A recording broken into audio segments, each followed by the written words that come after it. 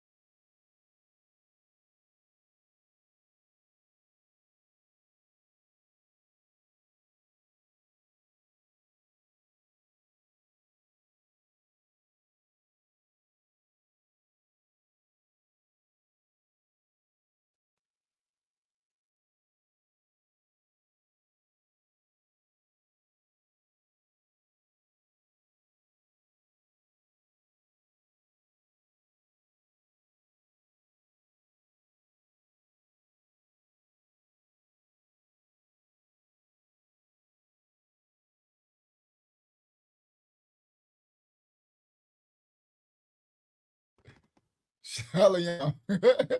I'm like, I knew it because I see Kayana, I see Dimple Face calling my phone, and I'm like, no audio. So I'm like, as soon as I seen the phone ringing, it said Kayana. I'm like, what is Kayana calling my phone for? I'm like, oh boy, I probably ain't turned the audio interface on. All right. So anyway, when I was first talking, I said shalom to everybody. I said shalom everybody, and I said, hold on, let me see, let me turn my direct monitor on so I can hear myself. I said, yeah, all right, I can hear myself. I said shalom to everybody, and I I said shalom, Shabbat shalom. First of all, I said Shabbat shalom, and then I said Shabbat shalom means the Shabbat means the Sabbath, the seventh day that the Most High, when He created us in the book of Genesis. And then I said on the seventh day, He said He rested from the creation that He made. And then I said, if you believe in some type of Most High, if you believe in someone that created us. And then I said, and you don't believe, you ain't just believing in some big boom, big bang, big bash, some old Big Bang Theory, like you watching a TV show. or you don't believe like that Yaki unawakened dude talking about we came out of the sea, we walked out of the sea of some sea creatures, some amphibians or so, or the whole what evolution thing that we done came from monkeys, we done changed from apes into. If you believe all that, you're on the wrong channel. So if you believe in a creator and a creation theory, and that there was a creation, and that there was a first man and a first woman that was created, a first one, there had to be somebody created one, right? Somebody had to be first. If you believe in that, then then you'll find this lesson and this Bible study fruitful. So today is the seventh day, and the Most High, after He created us, our ancestors, and then He rested, and He said we are to rest and keep this day holy and set apart. And it's the fourth commandment in the Ten Commandments that said, "Remember this day forever and keep it holy and set apart forever." So we honor this day together as children of the Most High to in spirit, right? Because we know they mess, as the Book of Jubilees says, they mess with days and times and all of that stuff. So we're spiritual, consecrated children of the Most High, and we come together to honor this day like the Scripture says. That's all. We're doing the best we can. You heard? That's all. You know what I mean? Doing the best we can to fulfill the laws of the Father, all right, as best we can, all right, and consecrate ourselves. All right, so Sabbath, Shabbat, and Shalom means peace and blessings unto you. It's a greeting in Hebrew, and Shalom is the original Hebrew. So we say Shabbat Shalom to everybody worldwide. Peace and blessings, everybody worldwide. Tonight's is our Bible study, and tonight we're going to start off with this. Was Lilith Adam's first wife? So I'm quite sure a lot of y'all heard of this Lilith person, supposed to be a demon or a devil or something. And I'm quite sure y'all might have heard some of that she's supposed to have been Adam's first wife. So tonight we're going to bring a basic, complete understanding of where this theology and this mythical creature come from, and the foundation where it was rooted, and what it really is. Just coming from, the remnant of the Most High's children, spiritually circumcised, and just to quell any misconceptions, any fears, any lack of understanding. Some people probably never even heard of it before, but y'all know. So I'm being instructed, as I see lately, to do a lot of spiritual warfare teachings and a lot of bringing more understanding, so that the Most High's children, we don't be afraid of certain things and give things power that they ought not have, because the Scripture says, if you believe, it will come to pass, right? It says, believe and all things will happen. So that doesn't just mean in the positive sense, right? That doesn't just mean believe something good and it'll come to pass. It means period. It means if you believe in some type of demon and think and give this demon a certain power over you, then that demon will manifest in your life. That devil, these actually devils, right? We used to call them demons, but now we know better. But that devil adversary will manifest in your life. So you have to be very careful what you are afraid of. My people are destroyed for a lack of knowledge, what the scriptures say. So what you don't know, there's a fear there. That's called the fear of the unknown, right? And this fear of the unknown can actually allow what you are fearful of to gain authority and power. You are actually manifested into existence by your fear of it. And the lack of knowledge of the thing will have you fearful.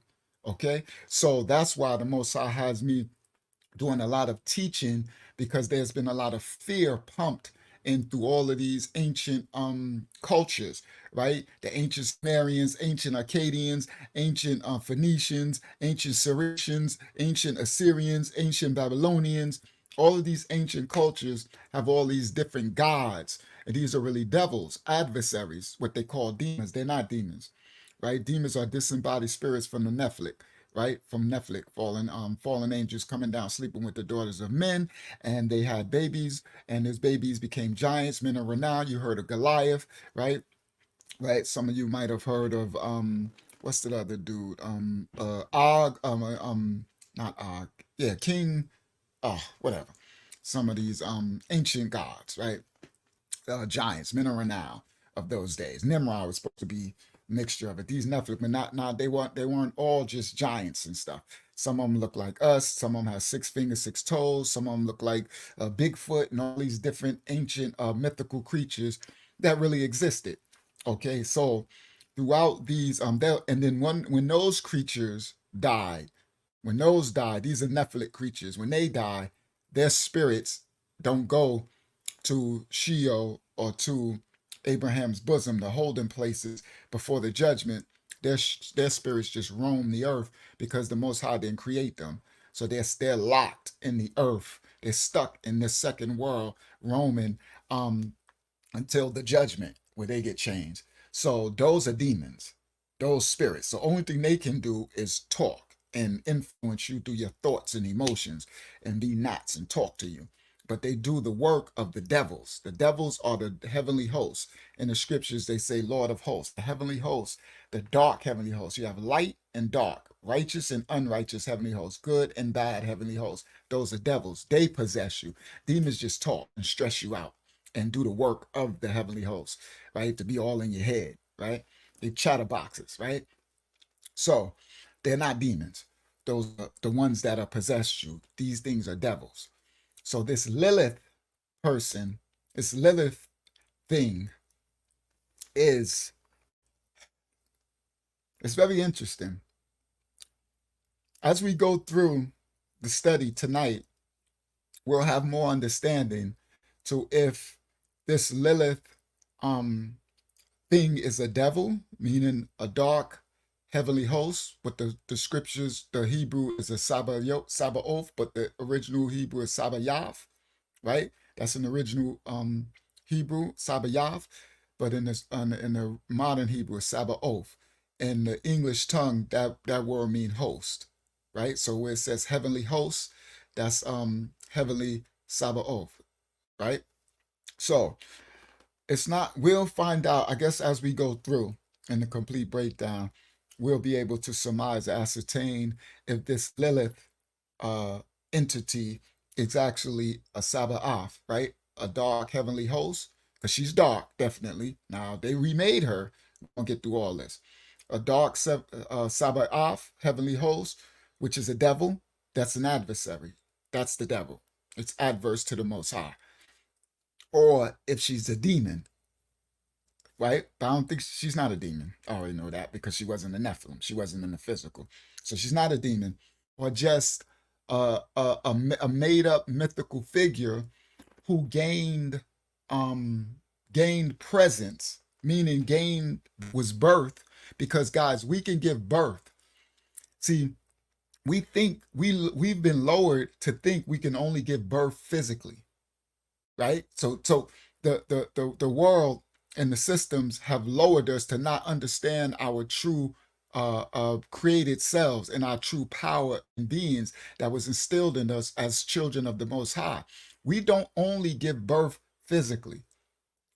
That's the limiting ourselves. That's why the Most High has me teaching so much, so you can really understand who you really are and fight in the spirit realm, fight against your flesh in the physical realm, and take your rightful position as the ordained children of the Most High, and fight against these dark adversaries. Shout out to Olin Campbell in the building.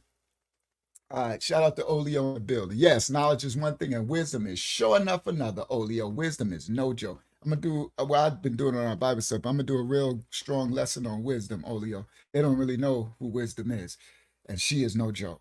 She does the work of the Father, and she is no joke. All right, so anyway, and these are just a feminine attribute for wisdom. Most of the heavenly hosts, those are heavenly hosts, Olin. Wisdom, knowledge, understanding, those are righteous heavenly hosts. Okay, now, so, all right, so we have been, guys, dumbed down. Sorry, I just put the comments on the screen. I didn't see it before. Let me get through this and then I'll look and see who's here. We have been dumbed down to not know who we are even in the spiritual sense, right?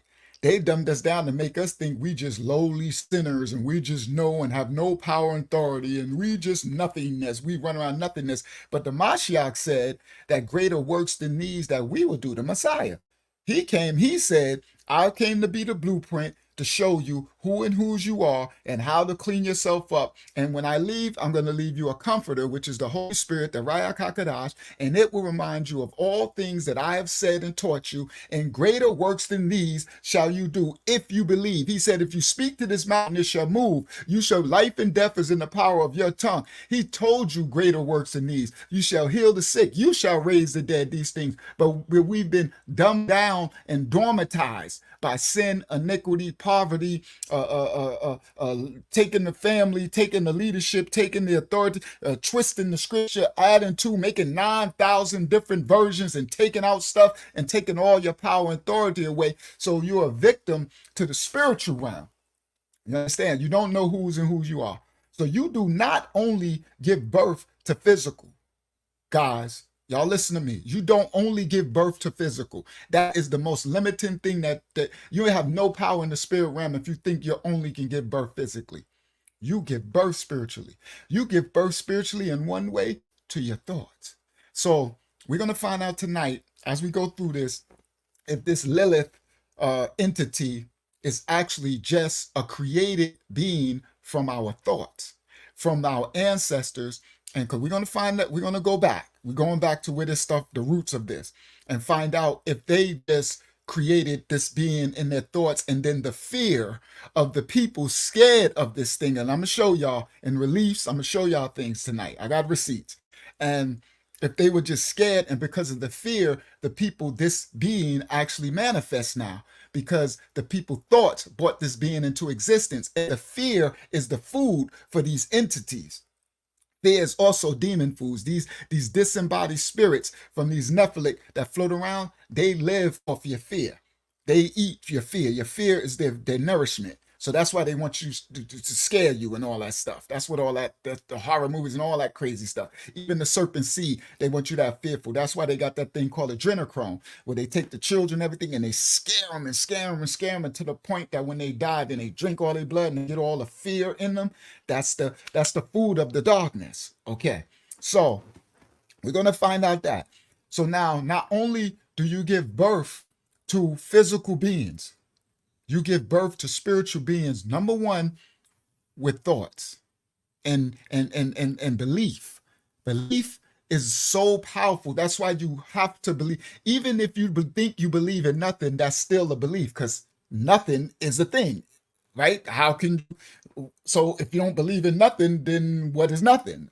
You see? So anyway, you're going to believe in something anyway. Belief is very powerful because belief is the manifestation of things into this physical realm from the physical. You understand? It's the physical manifesting in this. Belief is this physical manifesting the spiritual thing to a physical existence by belief. That's why it takes a certain bit of faith and belief to even believe in the Most High. I didn't have that, right? When I was in jail with the 25 life, I didn't have that. And from my past life growing up, I didn't have that. So the Most High had to show me himself, but he did it physically because he knew my limitations. He knew from the nation of gods and earth, I stood on my truth for square, and I didn't believe in something I can't touch, taste, smell, or hear, the physical five senses, right? I needed to. So he knew, in order to gain my son, because I know who he is, I know he's loyal, I know once I have him, he'll never forsake me because I made him, I created him, his heart. That was my ultimatum to him. Y'all learn that later. But anyway, he said, this is what I realized later what happened to me. He knew, like, okay, once I gotta prove myself physically to my son, but once I do that, that's mine right there. That's mine. He never jumping ship. But if I don't prove myself to him physically, he will always have a doubt. And his teachings, which I provided for him to grow up in the streets of New York in the 70s, 80s, and 90s, in the 80s and 90s when I got knowledge of self, those things taught you that if there's a doubt, you do without. So he showed himself to me physically, where I can't deny and manifest the things that I asked him to prove to me. He proved it. Shout out Q Dog in the building. And so with that, I'm my father's now. Now, that don't mean you do that, but now going forward, I still have to have a bit of faith and belief, because there are things that I am to do. There are powers that I have to have faith and belief and know. There are also things, questions that I'm not sure about, that I'm like, okay, I believe that my Father won't forsake me. I believe that he won't leave me out there. I got to step into this dark realm of this spiritual stuff. It's scary out there, right? It's spiritual lions and tigers and bears, oh my. But the faith and belief, no, my Father got me. As long as I'm consecrated to him, you got to believe in something. You got to. Now, belief is so powerful, it brings the spiritual manifestation into a physical realm. So we're going to find out tonight if our ancestors manifested this Lilith entity into existence, and because of the fear and belief, she exists and she does things. All right, now, or we'll find out. Now, another way that you give birth is that, like I said, you don't only give birth physically. Another way you give birth spiritually is in your in the belief of these entities, and then the real entities, the devils, the belief of them actually allow them to come into your dreams. The succubus and incubus, and they come. This will come out tonight. And they come and they have a thing where they say they take, once you they make a covenant with you, and once you ejaculate or whatever you do in your dream, they're supposed to take that into the spirit realm and manifest spirit babies. All right, these spirit babies in the other realm. So we're going to go through that tonight as well, and kind of some of the foundation and history of that. Right. So that, remember, there's a dream realm as well that wants to enter into the physical realm. So the dream realm mess with you, and they want interest into the physical realm. And when you wake up and you believe in the dream that you had, and you allow it to enter your realm, your emotions, and you stressed and you mad and you this and you believe in it, you're borning. There you go. You're giving birth to that dream thing into the spirit realm. You gave it access into the physical realm, and it wants to get into the physical realm. So you wake up, you had that dream, because I just had one. I forgot what it was now. Something crazy, something nuts. These things be nuts. You be, I don't know, I was somewhere in the back in the days in Parkside Pride. I'm in the hood, right? I don't know, probably in the 80s or something. I don't know. It was some stupid old stuff. That's why I send that right back to where it come from. I ain't bringing you into this realm. I'm not born in you in this realm. No, you're going to stay in the dream realm. That's where you at. You're going to stay there. You ain't coming with me into this realm. I'm not going to allow that to sit up there and stress me out and have me wondering, what is this and what is that and did this, and looking at, if you married, looking at your wife mad at her, looking at your husband mad at him, looking at somebody thinking it, giving it more power than it has, meaning born in it into this world, in birth. Send it back, leave it. You'll leave it. You'll probably have another one tomorrow, right? A big mess. All praise the Most High. I don't have many dreams, but I know some people have them every night. That's horrible. I'm glad I don't got them every night, right? Leave them where they are. All right. So, sorry guys, let's get started. All right. So let me scroll up. Let me see who here. Shout out, you all, Yahshuah. Shout out to you, King. Shout out. Let me see. Shout out Elder Taj. I'm bringing the assembly on tonight. I'm not alone. Q Dog over there. Q Dog in the building. Let me scroll up. I seen Olin was in the building over on Facebook. Shout out Olio. Shout out to Mashiach Assembly in the building. Shout out to Lil Yarel. Lil Jarrell in the building. Let me go up a little. Shout out to Yah. Thank you, Yah, for the donation. I humbly appreciate that. Young King, what do you say? Shabbat Shalom, Mishpach Ha. That's family in the original Hebrew. Praise Yah for his manufacturer's instructions. Thank you all for continuing to sojourn with this house. Praise the Most High, his holy name, and his set-apart order. Thank you, Young King Wyatt. I humbly appreciate you. All right. Linus Yasa Yahoo. All right. So let me see. Make sure. And shout out Farah Yah out there in the UK. He in here early. All right. Give me a second. Let me see. Oh, everybody saying I'm muted. I came in muted. That's funny. All right. So I wanted to play a song too, Yasha, but I I didn't have it on deck because you sent it to WhatsApp. Shout out to Jay Brown in the building. Right. So that was early, 7:30. I hope they came back. Sorry, I ain't get started right on. Y'all know I get started about 8:10, 8:12, somewhere around there. I still be trying to work on stuff while it's going. All right. Shout out to Young Chase. Chase back in the building. All right, miss you, Young Chase. All right, so we all right. Let me scroll on down. Love you, Mashiach Assembly. Thank you for all coming, join us. It's gonna be a very fruitful understanding. Yes, Hakyama. Thank you for stating that. Do not put your cash apps in the chat, guys. That's not that's not righteous, guys. You don't you don't come in the house selling stuff. All right, praise Yah. But I guess that's a new person. All right. Oh, I know. I think I know it as. Yeah, don't put your cash app in the chat, King. Um, I'm not sure if this that person. I think I know who you are. And if that is you, you've been doing that for a very long time. So don't do that, young king. All right. So if you want to, actually, you can email me and you can allow me to get to know you. All right. There you go. He said, "Forgive him." We forgive you, fam. All right. Praise Yah for your respectfulness. If you wanted to, you can email me. Somebody put my email in the chat. You can email me and allow me to get to know you, and then maybe some way we could kind of help you, try to help you with your financial situation to get out of this the rut, because we understand the ruts we get in. All right. So praise Yah. So yeah. Just email me if you want, and I can get to know you. And it takes time. It'll be a courtship. We lawful in this house. It'll be a courtship.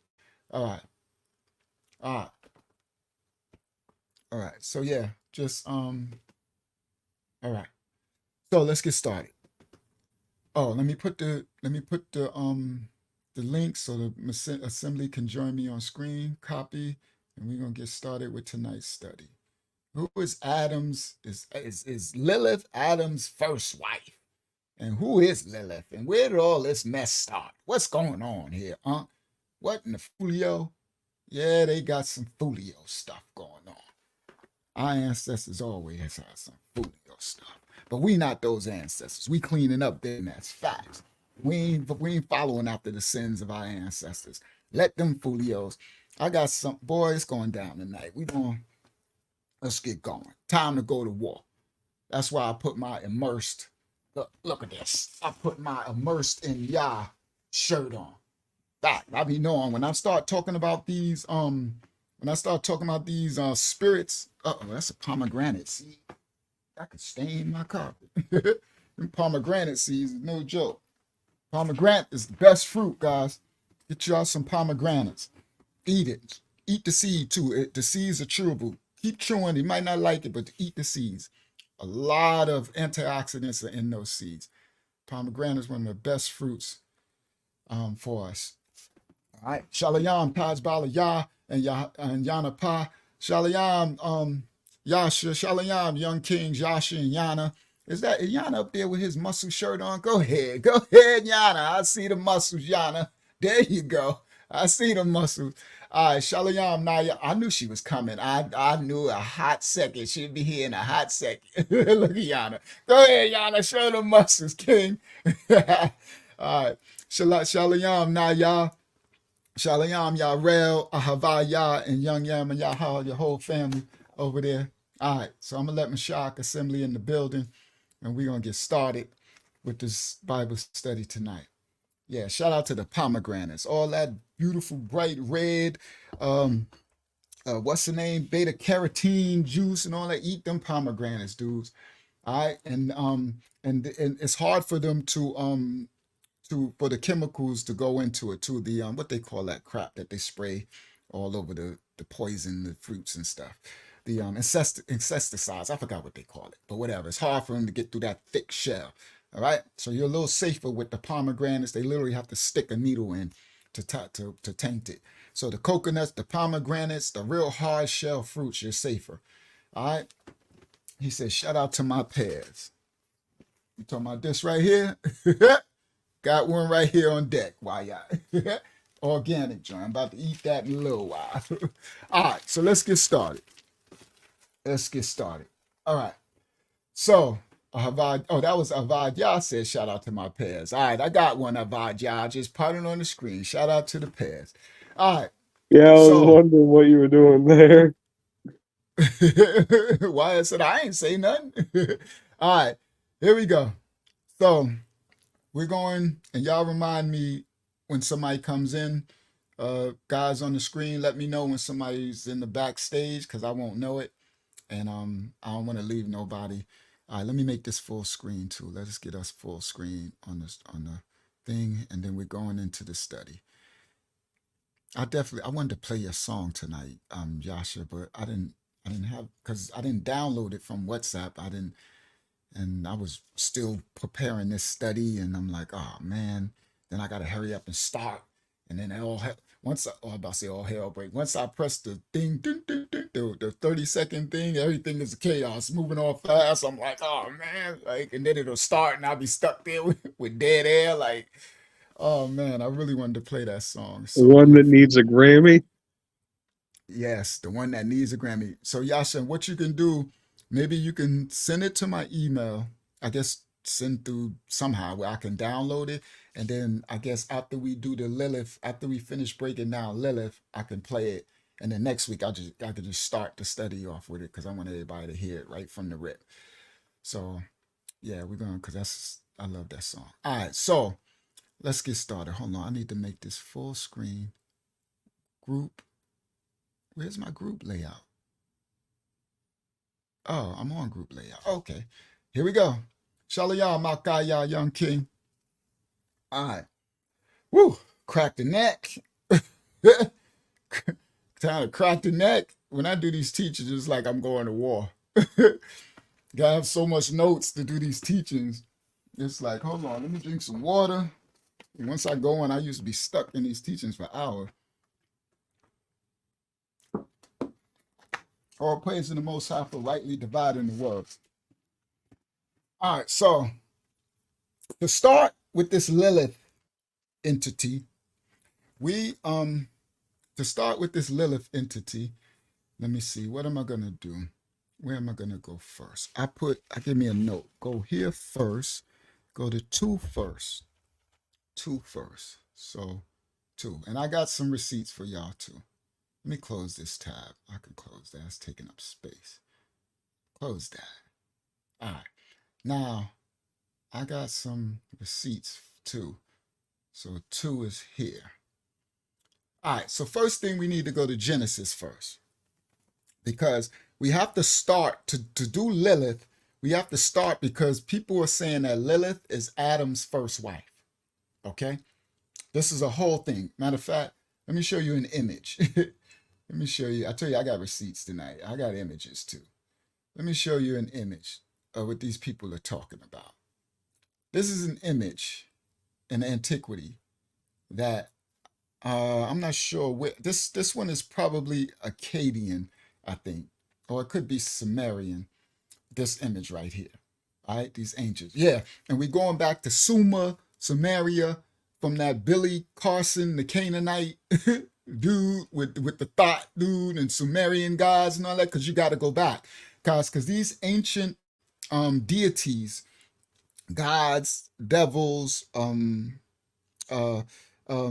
beings, they go back to the polytheistic, to the ancestors, Babylon, Sumer, Syria, Phoenicia. They go back. Acadia, okay? They go back. All right. So they go back. They even go back further. Okay, let's get started.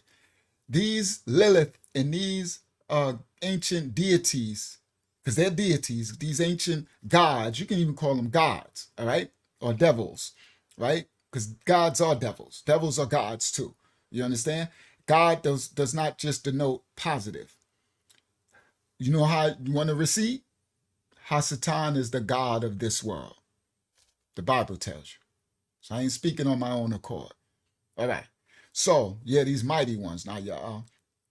So, these ancient gods, deities, demons, devils, mighty ones, these ancient dark gods, that's what I'm going to say. That'll help y'all out.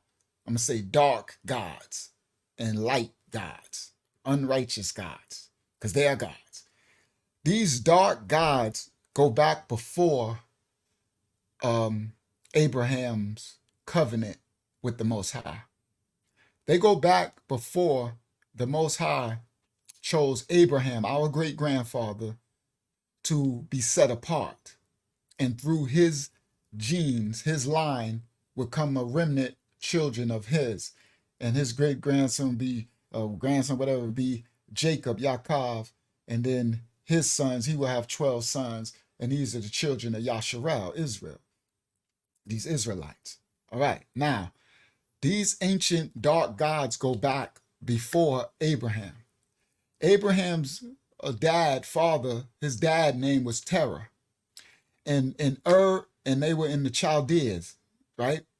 They was in Chaldea and and these ancient cities, Canaanite and Babylonian stuff, these deities, these dark gods were always there.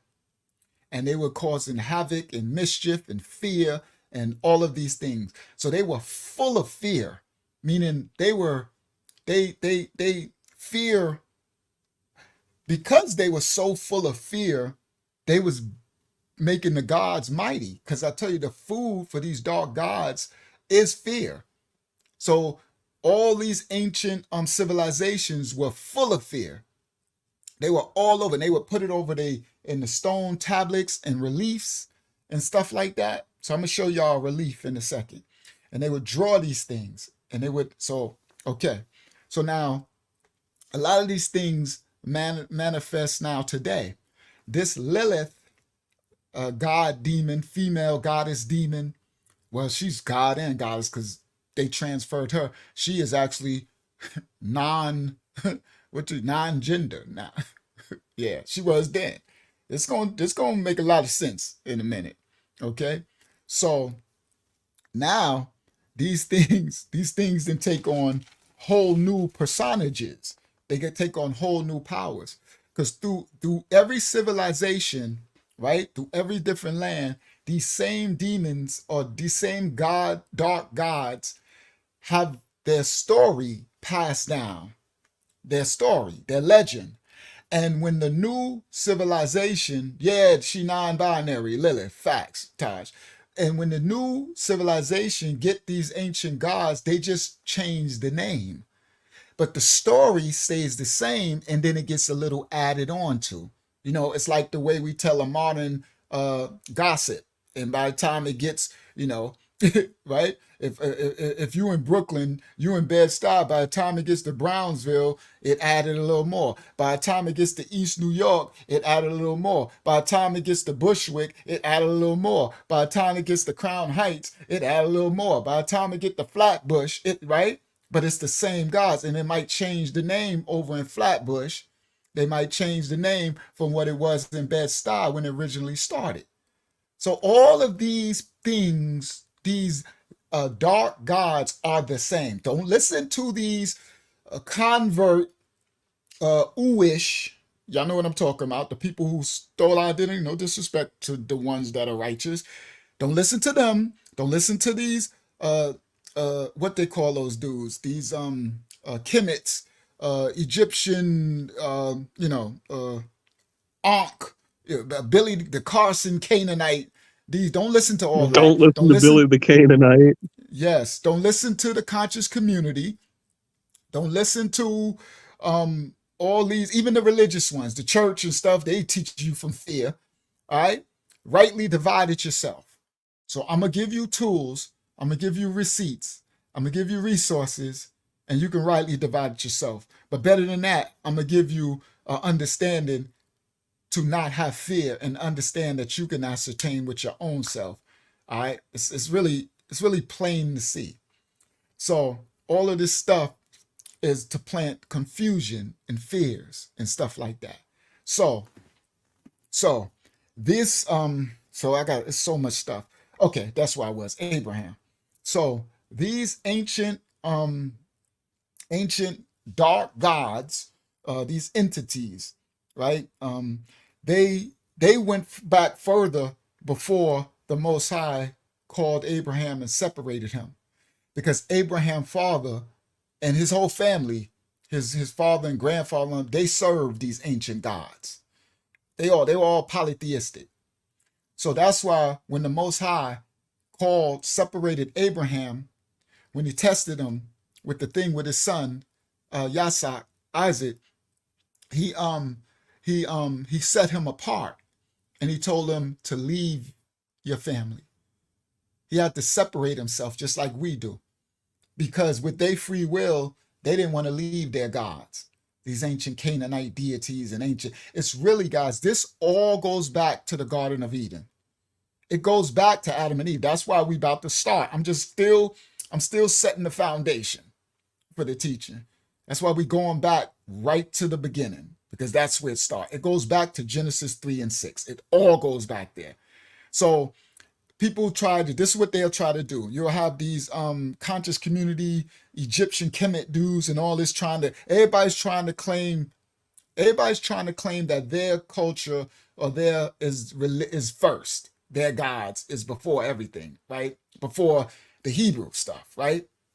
Which in a way they are right, meaning their stuff do go before the Most High called Abraham and set him apart. That started a whole new thing. When the Most High chose Abraham, he said, now I'm setting you apart from every nation on the earth. I'm choosing you to say, only you I know.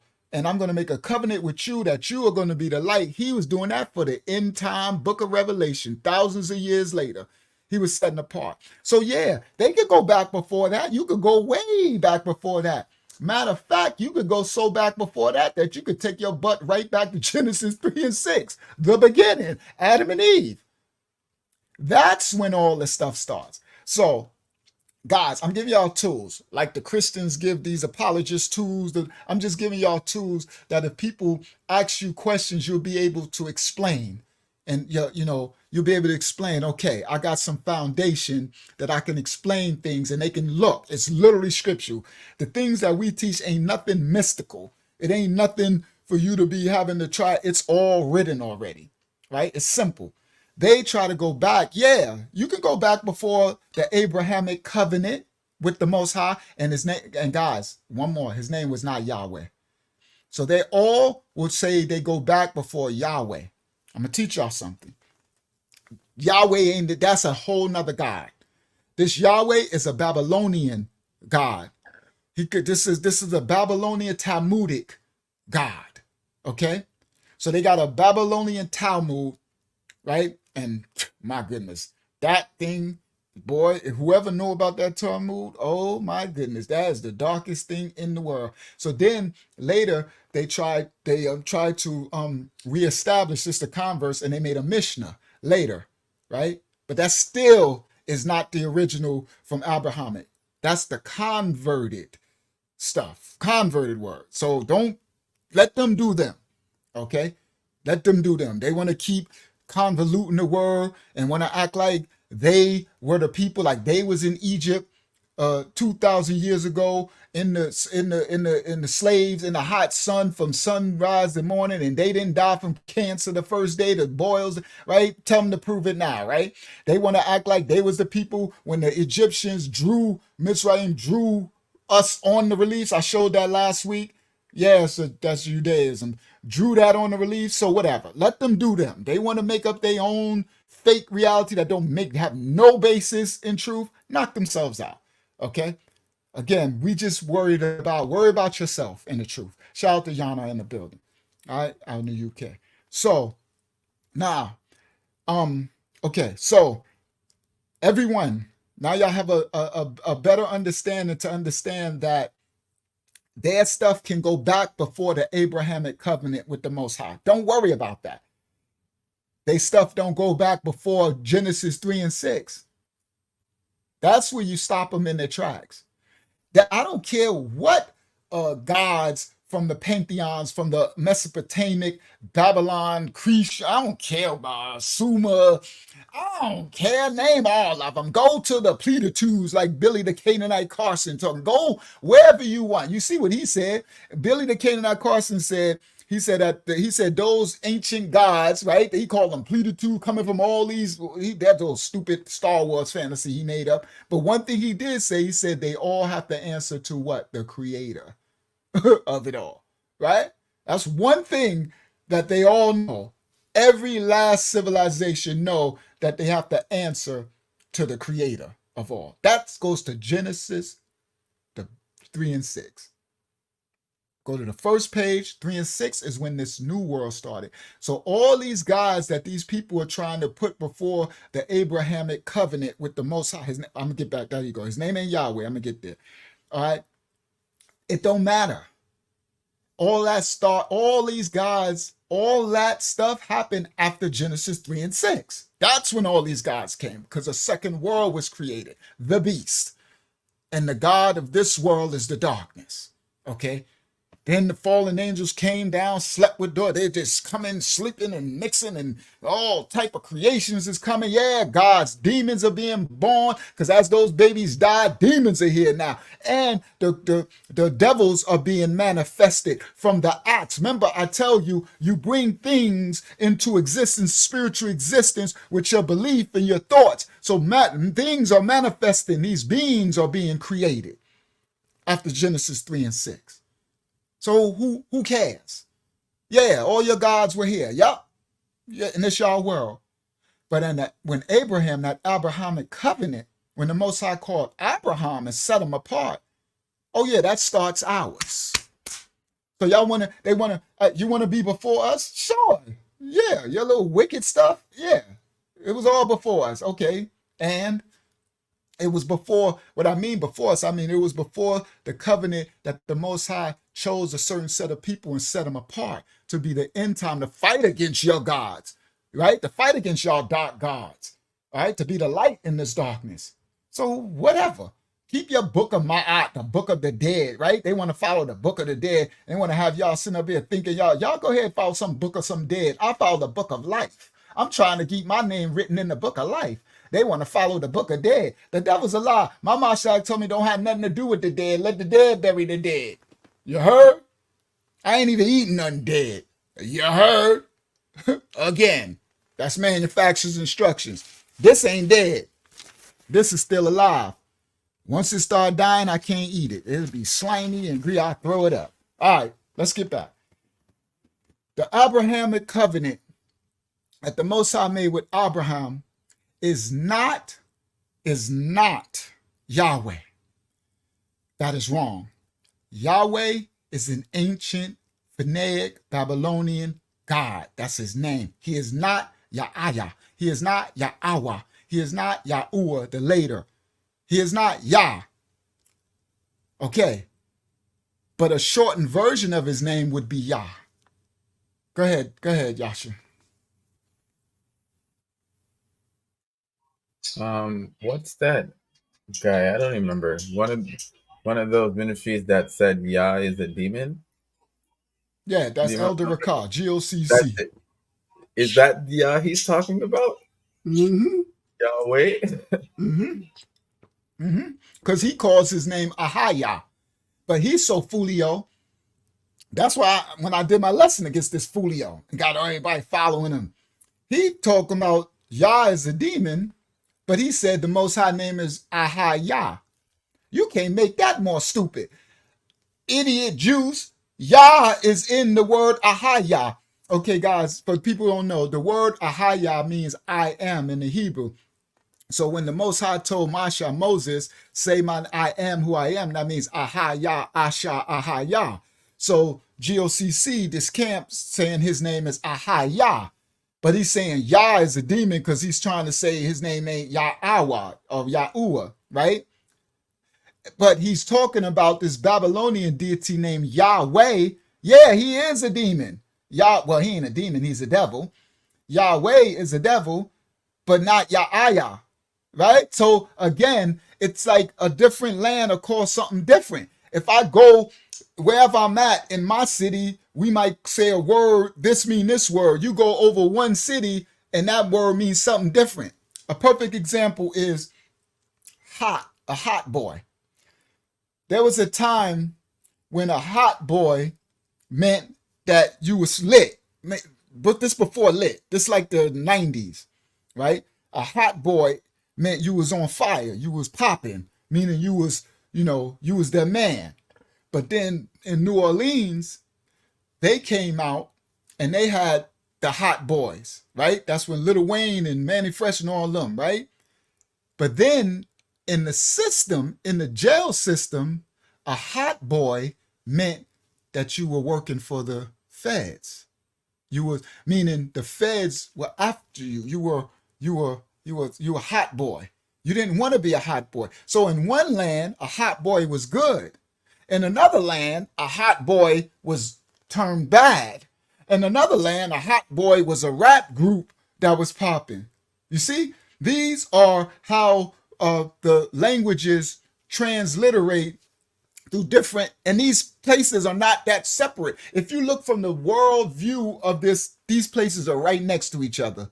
New Orleans and New York and all that. If you look from the world view, the macrocosm of the view, ain't nothing new under the sun. That's how it was back then.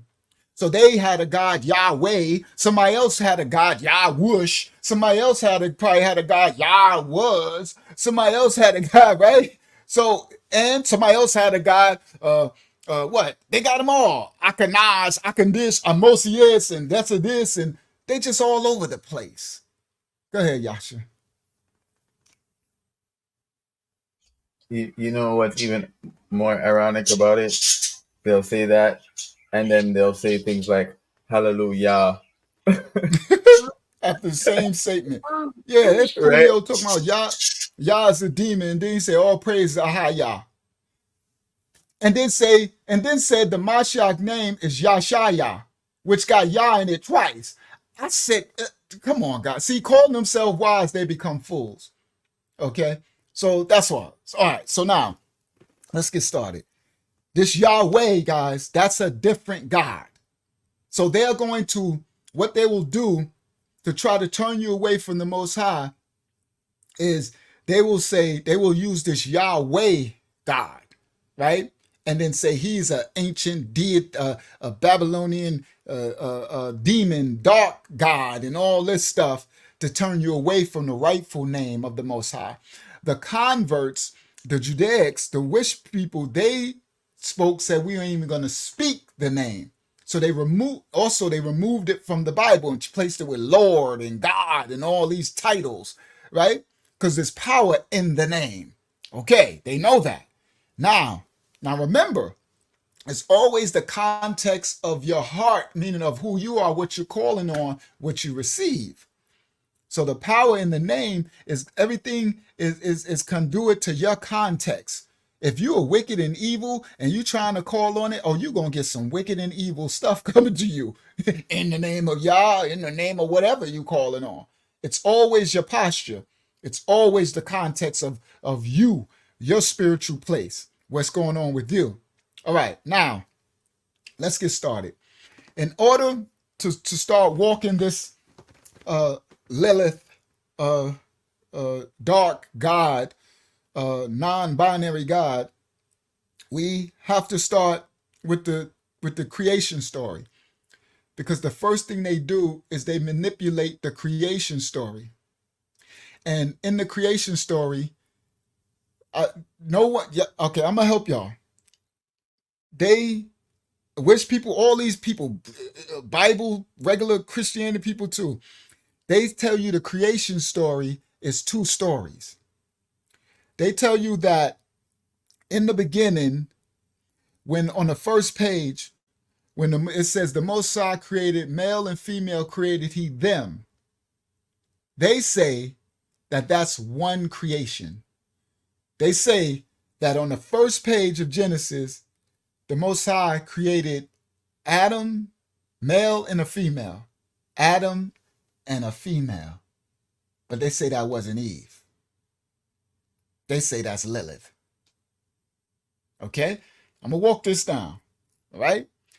Now, they say that the Most High created Adam and the first woman, but she was made equal to Adam. She was equal. She wasn't made lower than Adam. She wasn't taken from his rib. Adam was taken from they say Adam was created from the earth, and she was created from the earth. So she was equal to Adam. And they had a beef. I'm going to go through it. They had beef with one another because she wouldn't submit to Adam. Don't that sound like Eve to me? That sound like Jezebel right there. I'm like, you ain't got to go far to see where this is going, right? Okay.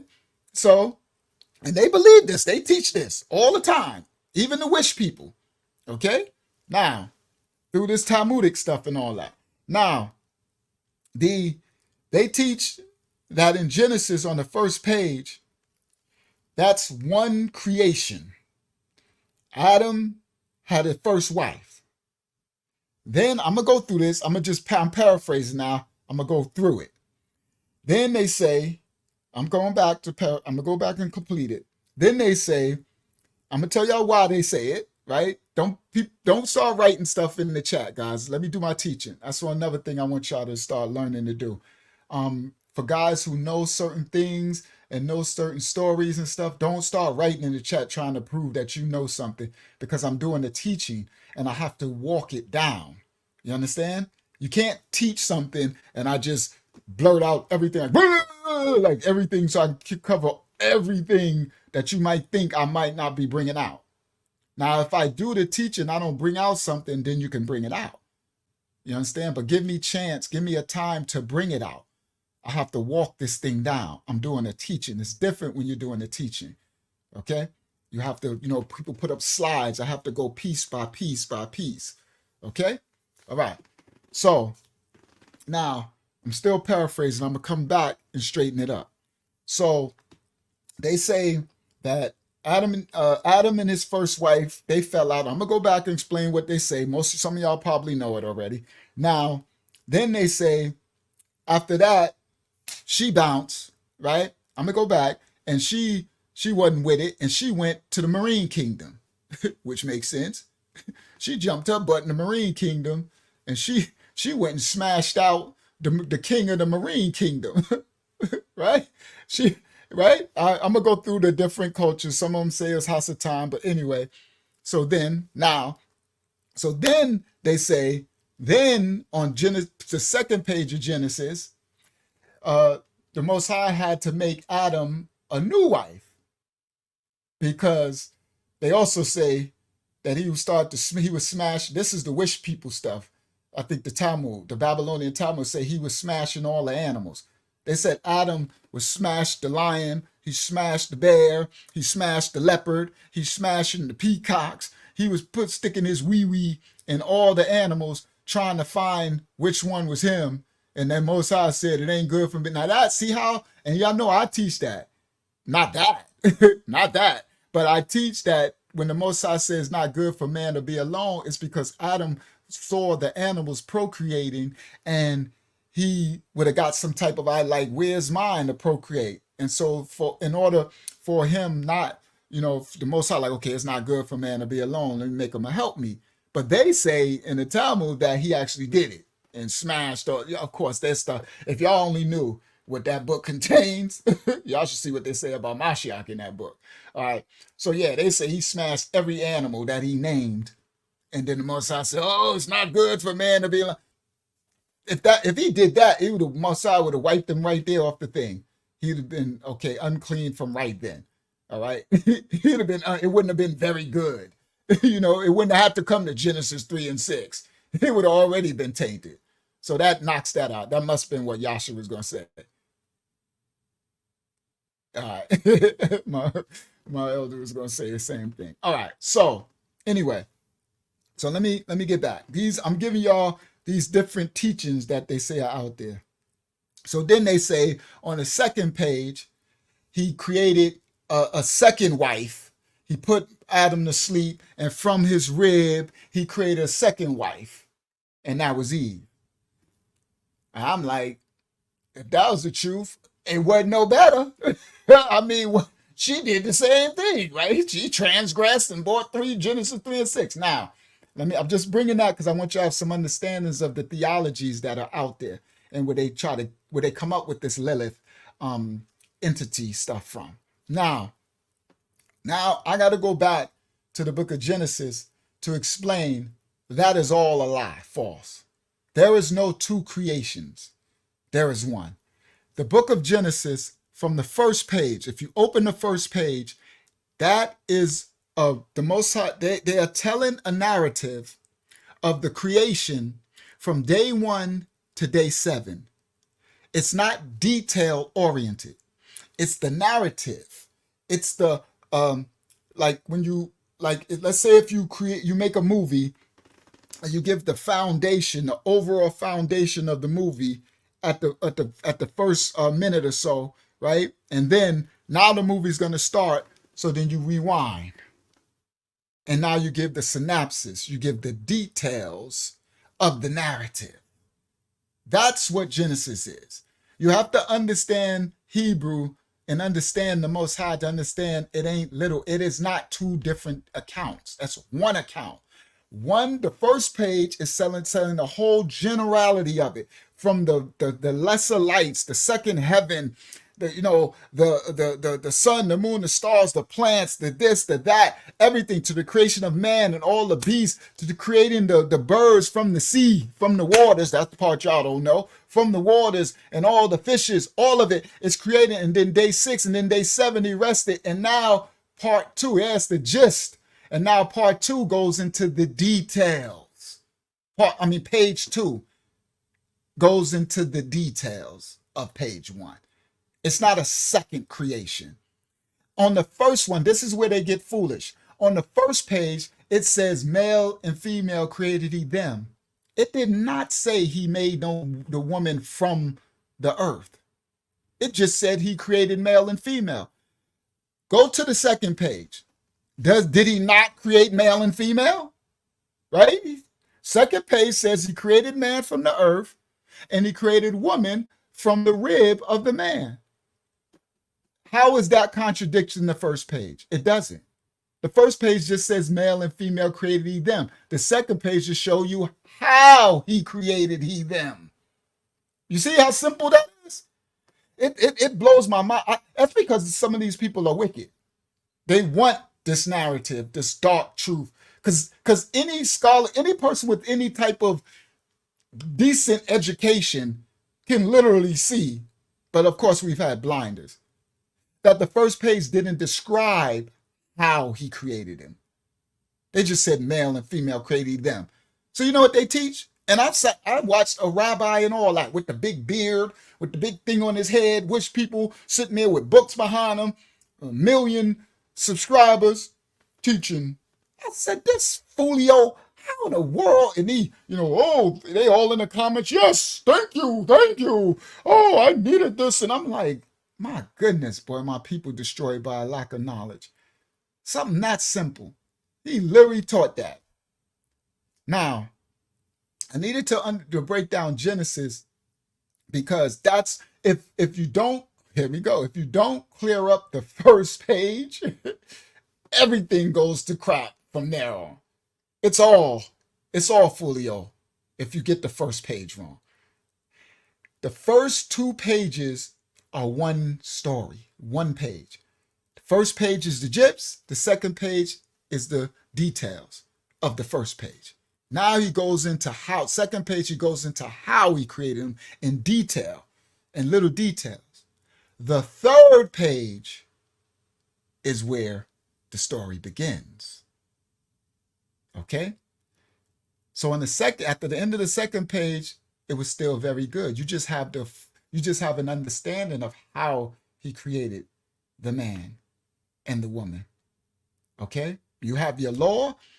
By the end of the second page, you have your law. You have your 6 laws that he said. You have creation. You have how it was created, when it was created, the order it was created. You have your law. He gave you your food, what you were to eat, everything. Everything is lawful. He gave you dominion. He told you who, what you are, how you got here, what and why, your purpose and everything. Okay? And then he gave you the law, what to do and not to do. Third page is where all hell breaks loose. Third page is where His creation is created. Everything is done. Now it's time for them to start their dominion. And the test comes. The knowledge of tree of life, tree of death, knowledge of tree of good and evil.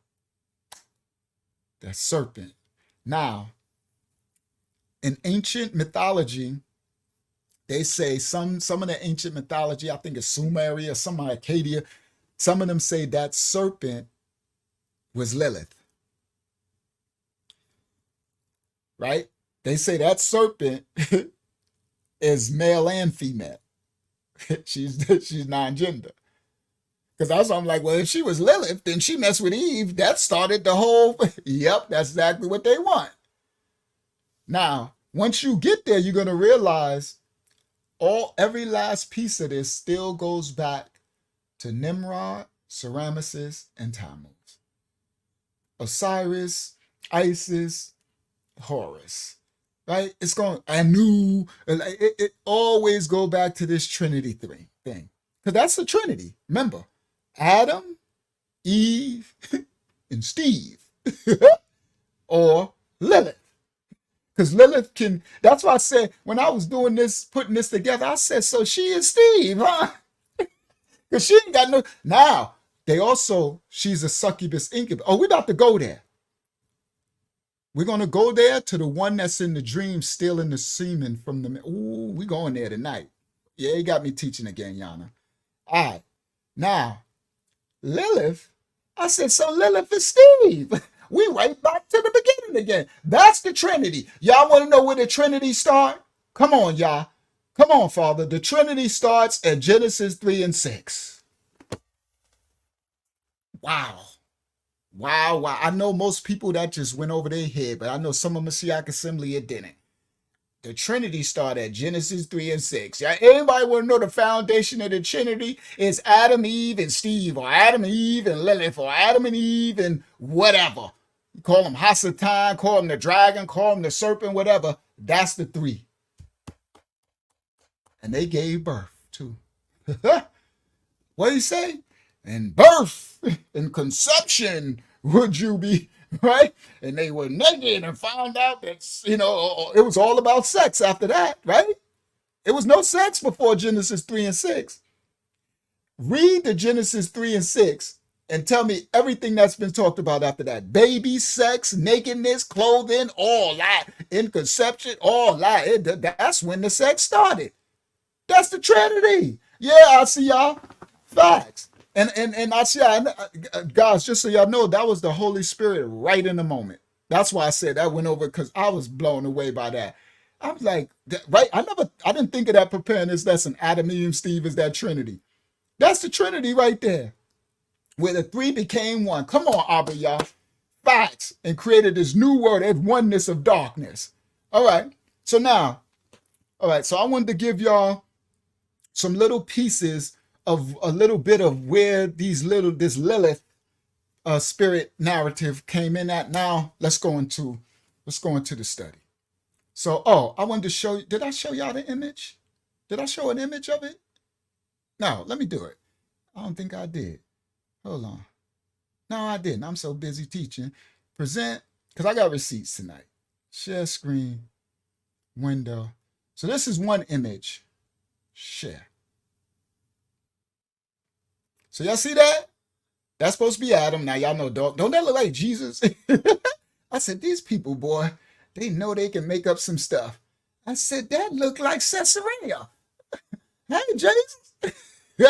Right? So this is supposed to be Adam. And this is supposed to be Eve. And who that? And look how she looking at Eve. That Lilith, that's supposed to be, that's Steve. Steve shapeshift. Steve is a man and a woman. Y'all gonna find that out. Okay? So this is Adam, Eve, and Steve, or Stephen, or Stefania, or whatever. No, I don't want you to put that on our, man, there ain't no stuff. The devil's a lie. I ain't putting that on my Yakata's name. Steve, I don't care. She's a shapeshifter. Okay?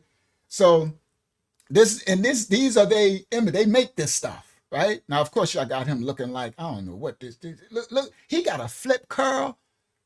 Right? So I guess Adam had a pressing curl. Y'all see the flip? He had a curling iron. It was a curl. Y'all said, let's create man, woman, and a curling iron, right? He had him a curling iron. Adam got a flip. Go ahead, Adam. Go ahead, Yahshuah. These people folio, Todd. Y'all believe in these folios? Steve has claws. Steve got claws. Look by Adam's face. Oh,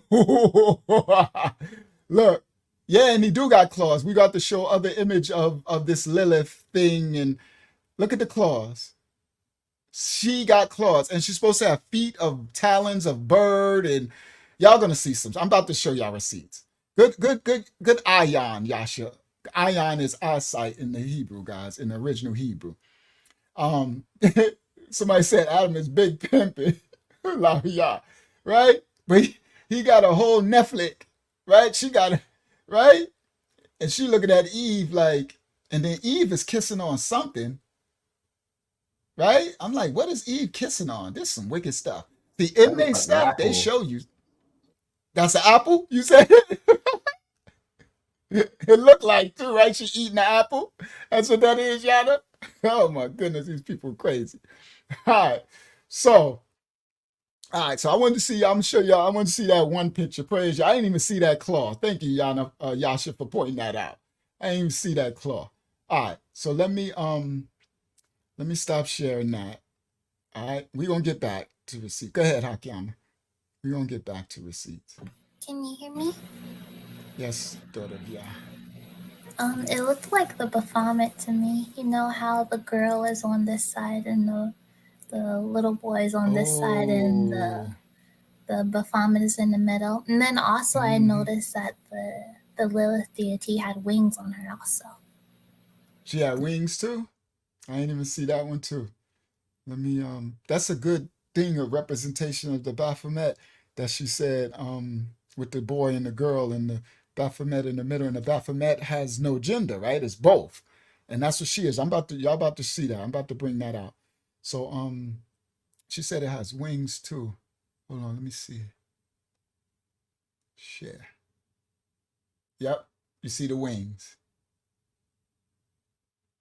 Absolutely. All right. So let's get going. Stop share. All right. Let me get to my notes so I can walk this down. Remember, my teachings are very intricate. It'll be a lot of information. So I said, note 2, start with the Genesis lie. Okay. So I already broke down the Genesis lie. All right. Okay. So now there is a person who created a lot of this Lilith. The person who created the Lilith narrative that in Genesis there was Adam had a first wife because the Most High created male and female first, and then on the second page he created another one. And Adam and all of that, guess who created that? A convert. I'm not surprised. His name was Ben Syrup. Syrup. Right? Ben Syrup. He created the Lilith narrative in Genesis. Go ahead, Yasha. Sorry, I forgot to tell you, Kayana's backstage. Okay, thank you. I wish I could do co-hosts and y'all could let them in. That would help a lot. Stream Deck. Step your game up, man. Then I can't even see down there. That's what sucks, because I can't see down there. If they made it where at least I can see, then I can see somebody down there, right? So I can't even get to it. Move this up. All right, let me do it like that. There we go. Put it halfway. Shalom, double face. All right. So, and sorry, I still didn't give Higgy your headphones. I still got to give them to Yakata. All right. I didn't give them to him. Hopefully you didn't come by to get them and I was knocked out. Okay, good. I was like, I hope she didn't come get these headphones and one of the Yakata, I was asleep and they didn't have it for her. All right. So All right, so guys, here we go. Let's get started. Back to 2.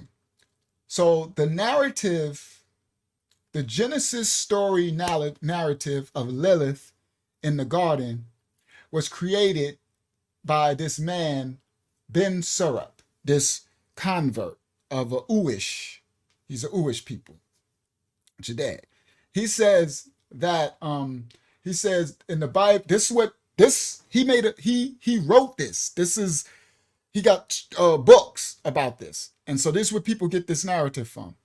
It says that the Most High said, when Most High created, this is what he taught. This is where they get this from. He said, when the Most High created the first man alone, he said it was not good for man to be alone. He created a woman from the earth like he did the man, and he named that woman Lilith. This is what this Ben Surup came up with. And he said, this is his book, his teaching. And this is like a Bible to people. And he said, when the Most High created this woman equal to Adam, they immediately started teasing each other and arguing because Lilith wanted to be in control of sex. So this is the narrative. Some of y'all heard this. Lilith didn't want to be on the bottom. She wanted to be on top. So they say Lilith was the first woman to ride. Y'all know what I'm talking about. It'd be some younger kids. I don't want to get too graphic. She got on the horse. All right? I'm trying to keep it for adults. All right? They say Lilith was the first one because she didn't want to be under Adam. So she didn't want to do missionary. Right? She wanted to be on top. Okay. This is the story. This is Lilith now. Now, and then I'm going to go back. I'm just want to start y'all with this Ben Surup dude, how Lilith got into Genesis, this story. Then we're going to go back to the real Lilith. We're going to go back to Samaria, Thuma, and Babylon, because you got to go back to get to the real Lilith. But this is how this Lilith got instituted into Genesis. This Ben Surup dude, S-E-R-U-P. Y'all can look him up. Ben S-E-R-U-P. All right, B-E-N. Probably a rabbi or something like that, right? All right, now, they say that they started arguing because Lilith wanted to control the sex. So later, so she becomes the demon, the devil, the demon of sex now. We're going to get there, okay? So they said she wanted to control the sex. He wrote, but Adam refused because Adam thought that she was inferior. Okay. So later, nowadays, Lilith took on feminine God. She's a feminine God. Feminism. She's their God. And I'm going to show y'all all this stuff. We're walking it down. Now, he says that Adam refused to let her control the sex because he thought she was inferior, right?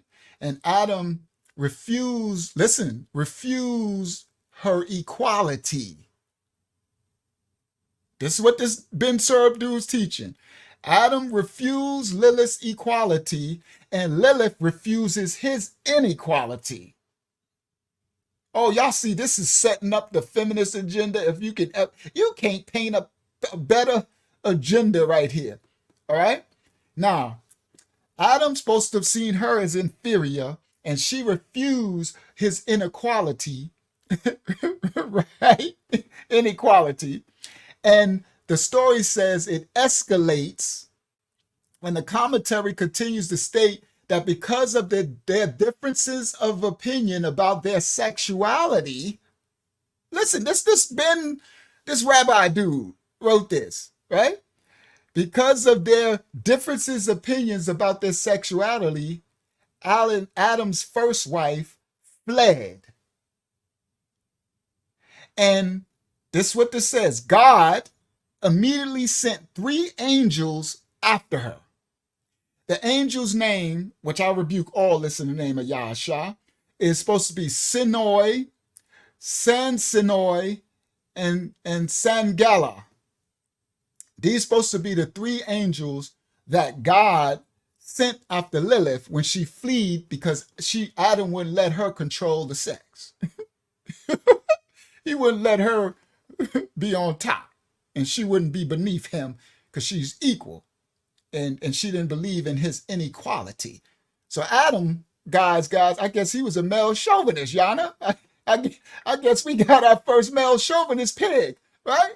That's some toxic masculinity. How dare Adam? You know, come on, guys. Let's rebuke Adam, right? I still rebuke him because he fell, right? He still, but you see how they, hold on, let me do, because I can't see y'all comments. I don't want to teach this without seeing y'all comments and get my setup together. There we go. Now I can see the comments. I can still see the beautiful Hebrews on the screen. All right. So, yeah, y'all see what this, sorry, I didn't see nobody else comments. So now I can see y'all comments. So I won't miss y'all comments. All right. So, yeah, you see they setting this right on up, right? They're what Kayana say? Somebody laughing. What'd she say? Seems like he's writing some weirdo fan fiction. Oh, and it's stuck. This thing is literally Bible now. For real, for real. All right. So now, and this is like Bible now. They act like this is like written in Genesis, right? So the story is that she was one to dominate. Adam ain't want to be on the bottom, right? And so she wasn't having his inequality, right? Because she's equal, right? And you know what they're trying to tap into. Women like, that's right, girl. Don't take his mess, equal, Now, so she bounced. She flees. And God sent 3 angels after her. But when they caught her, when the angels caught her, she was already deep in the depths of the sea. So when they caught up to her, she was already deep in the marine kingdom. Y'all know the deep, the darkness over the deep. She was already in the deep, okay? So she was already in the deep of the depths of the sea, and she chose to be the wife of the king of the devils in the deep marine kingdom.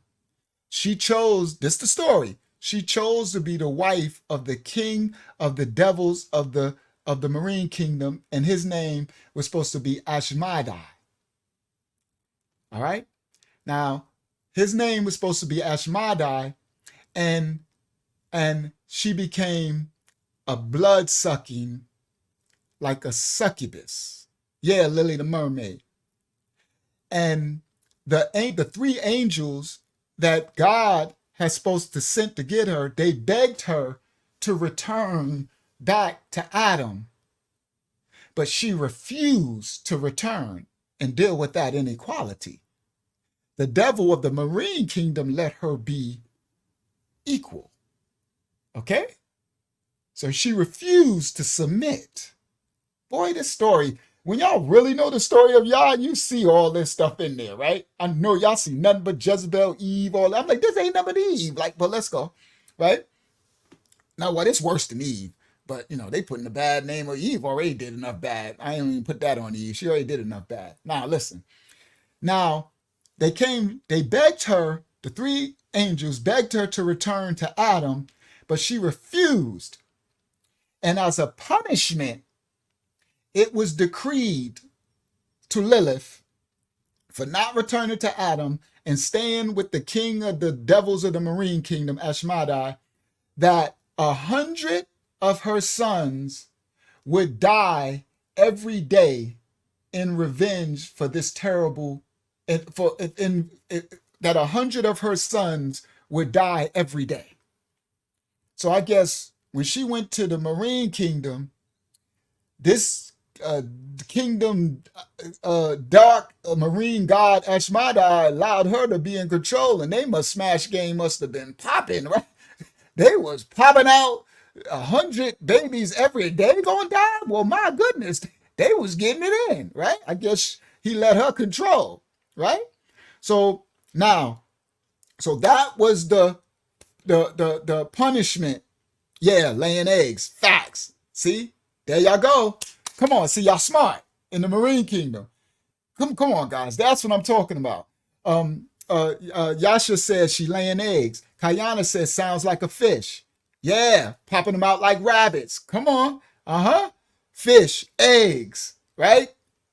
Y'all don't even know this is Ishtar. See, I'm walking it down, but y'all are so smart.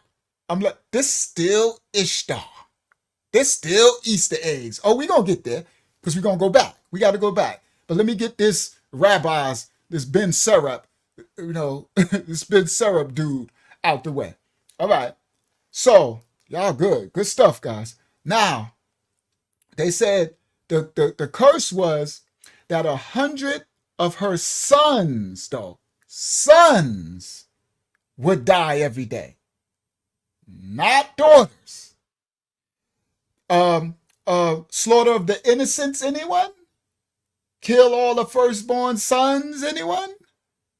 See, all of these mythologies always still come from the root of things. Okay? So, now, it was decreed the curse would be that 100 of her sons would die every day. Now, in revenge for this curse from God, Lilith announced that she would persecute all the human babies of the children of Eve. Now they tapping into the narrative of the serpent, the seed of the woman, and the seed of the serpent, right? Now, the funny part about this is where this stuff kind of don't make no sense. I'm like, but where, I thought Eve wasn't there yet, right? Because she fled from Adam. They don't give a timeline to when, but it seemed like he sent the 3 angels right after her. But I guess some little time passed. They don't put that in. It would have been better storytelling if they would have put in there that how much time passed, right? And then Adam and God created another woman from Adam's rib, and then I guess she got jealous. She knew about it and whatever. She been smashing the marine kingdom god down there, right? But they don't give all that. So this is the story. The story is that because of this curse of God, Lilith announced that she would persecute human babies from the children of Eve. Then the story continues and unfolds, and at the end of this struggle, a truce agreement came between Lilith and the angels. The 3 angels, they came to an agreement. That's how you know this is not the Most High. The Most High don't agree with these, he don't make no doggone truce agreement with the dark. He uses the dark for whatever you want to use him for, but he don't make no truce agreements like that. Like they up there negotiating. So, okay. So the an agreement, a covenant, a truce covenant agreement between Lilith and the angels is drawn up, and Lilith is indeed meant. Now, in this agreement, she still gets to harm 10 the babies, right? This is the story. Now, people, they believe this. She still gets to harm babies, right? But if the babies are, if she sees an amulet, then and if she sees an amulet at the baby's crib or the babies that she's gonna harm, and the amulet has the name or a picture of one of the 3 angels who came to get her, then that means she doesn't harm them. And in the meantime, 100 sons of Lilith's demon children will die every day. So now, because of this, now this Ben Syrup dude got this story, listen guys, back from Sumeria and Acadia. This goes back. So I'm about to show y'all. So he's taking some of the story and mixing in, his stuff. Shout out to Yahalisa in the building. Mixing in some of his modern understanding and mixing in, right? It's a gumbo, all right? A stirring. Now, I'm gonna go through this, and then I'm gonna go back and show y'all where the Samaria and Akkadians, where they get this Lilith thing from. So some of this stuff he's taken from there, okay, with this amulet and stuff. So it says she can harm any babies as long as they don't have an amulet with the name or a picture of one of those three angels who came to get her. So now, all right. So because of it, there's amulets, and I'm gonna show y'all some tonight, and bowls and art work with the name of the angels Sinoi, Sansinoi, and Semgalayoth, or whatever, with the name of those three angels in antiquity. They put it in stuff, and it's people used to write it. The ancestor, ancient Phoenicians and Syrians and all that, even Judah. Okay, I'm gonna point something out to you. So you have different levels of Judites, Judah, right? You have the original Yahudans, and they followed after the ancient gods too. Then you have the converts later, Judaism, and you have Babylonic Talmud and all that, and Phoenician and stuff. We're gonna go through it, right? And they have beliefs. And Judah and the Judaism always took on these ancient Babylon gods and stuff and interpreted into their texts and scripture and their folklore. Okay? But that's unlawful. That's not of the Most High. All right? So now, but we're going to get there. So now, it says, so as I'm going to show y'all some, in the ancient, they have these tablets and they be having the name of these three angels on so that Lilith won't kill their children.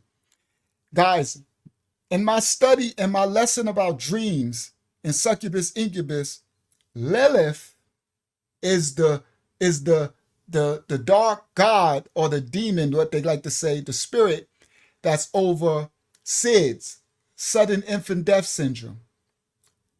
That's Lilith. But we're gonna go there. We're gonna get there. All right.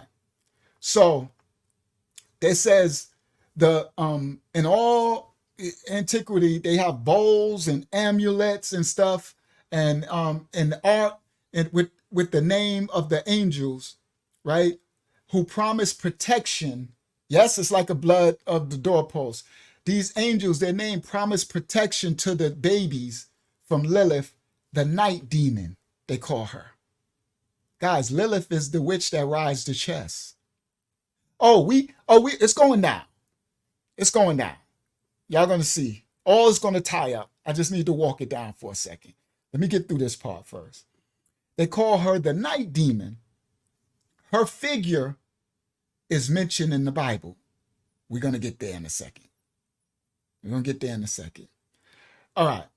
So the first wife, okay, because I don't want to go there because I'm going to come back. I'm going to go to the scripture.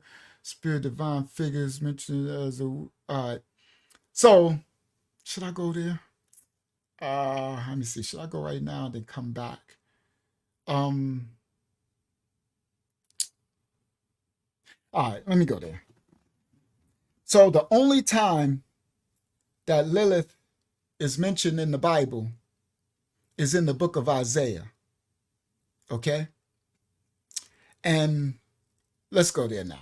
Let me do that and then I can walk because I got a lot of walking back and forth, but let me do it. We're going to go, Yasha. Let's go to the book of Isaiah 34. I need to pull it up on my screen too. Book of Isaiah 34. All right. Bible Hub, BIB, enter Bible Hub, Isaiah, Yahshuah, Isaiah And then I'm going to get to, we're going to go back in history for a second, but I need to walk this down. Isaiah, where is Isaiah? Where are you? Where are you? Where are you, my elder? There you go. Isaiah 34. 34. On where you at? 34. There we go. And scroll on down.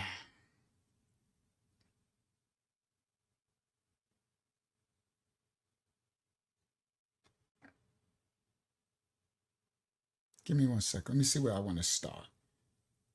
Let me see where I want to start.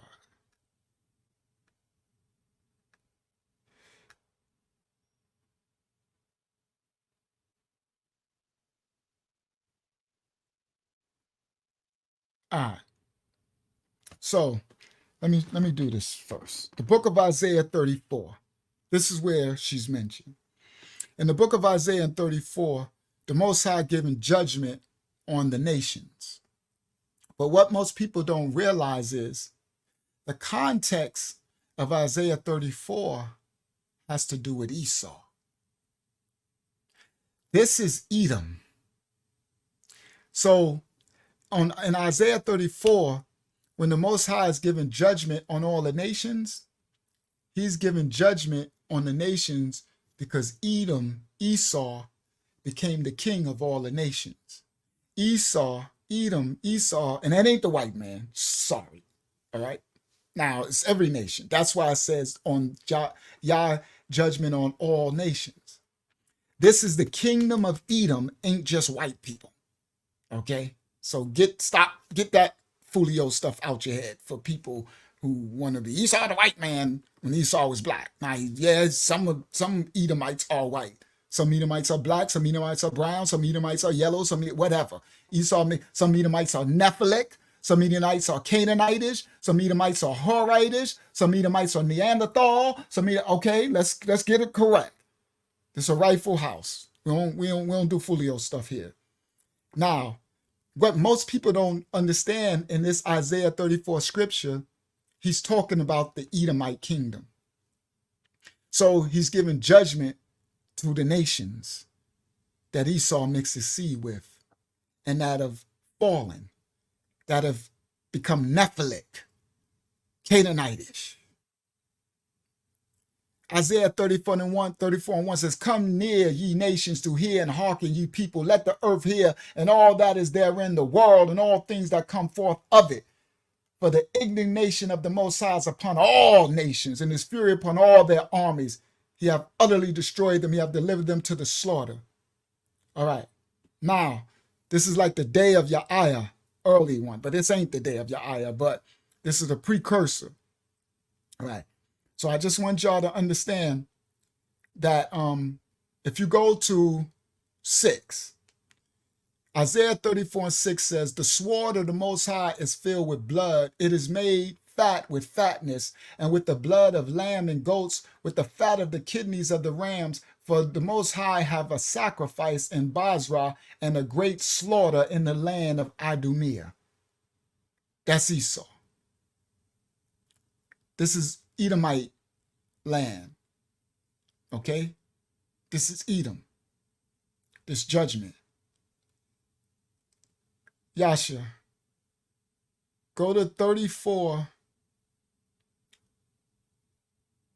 Start at 34 and 14. Isaiah 34 and 14. Yahshuah, Isaiah 34, verse 14.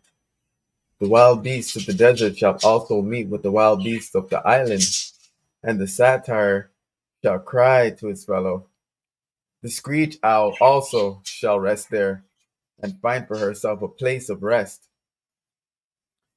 There shall the great owl make her nest, and lay, and hatch, and gather under her shadow. There shall the vultures also be gathered, every one with her mate. Seek ye out the book of Yahya and read. No one of these shall fail, none shall want her mate. For my mouth it hath commanded, and his Rayach it hath gathered them his spirit, and he hath cast the lot for them, and his hand hath divided it unto them by line. They shall possess it forever. From generation to generation shall they dwell therein. Facts. All right. So, where is it? Why I don't see it in this one? Let me go back. Give me a second. Why I didn't see it in there? I need to go back here. Go here. Let me go here. What? I know I got the right scripture. It's in there. Maybe it's in another. Maybe they put it in another. Do they put it in another? What's the name? Give me 1 second. I know they didn't. So it's Isaiah 34 and give me a second.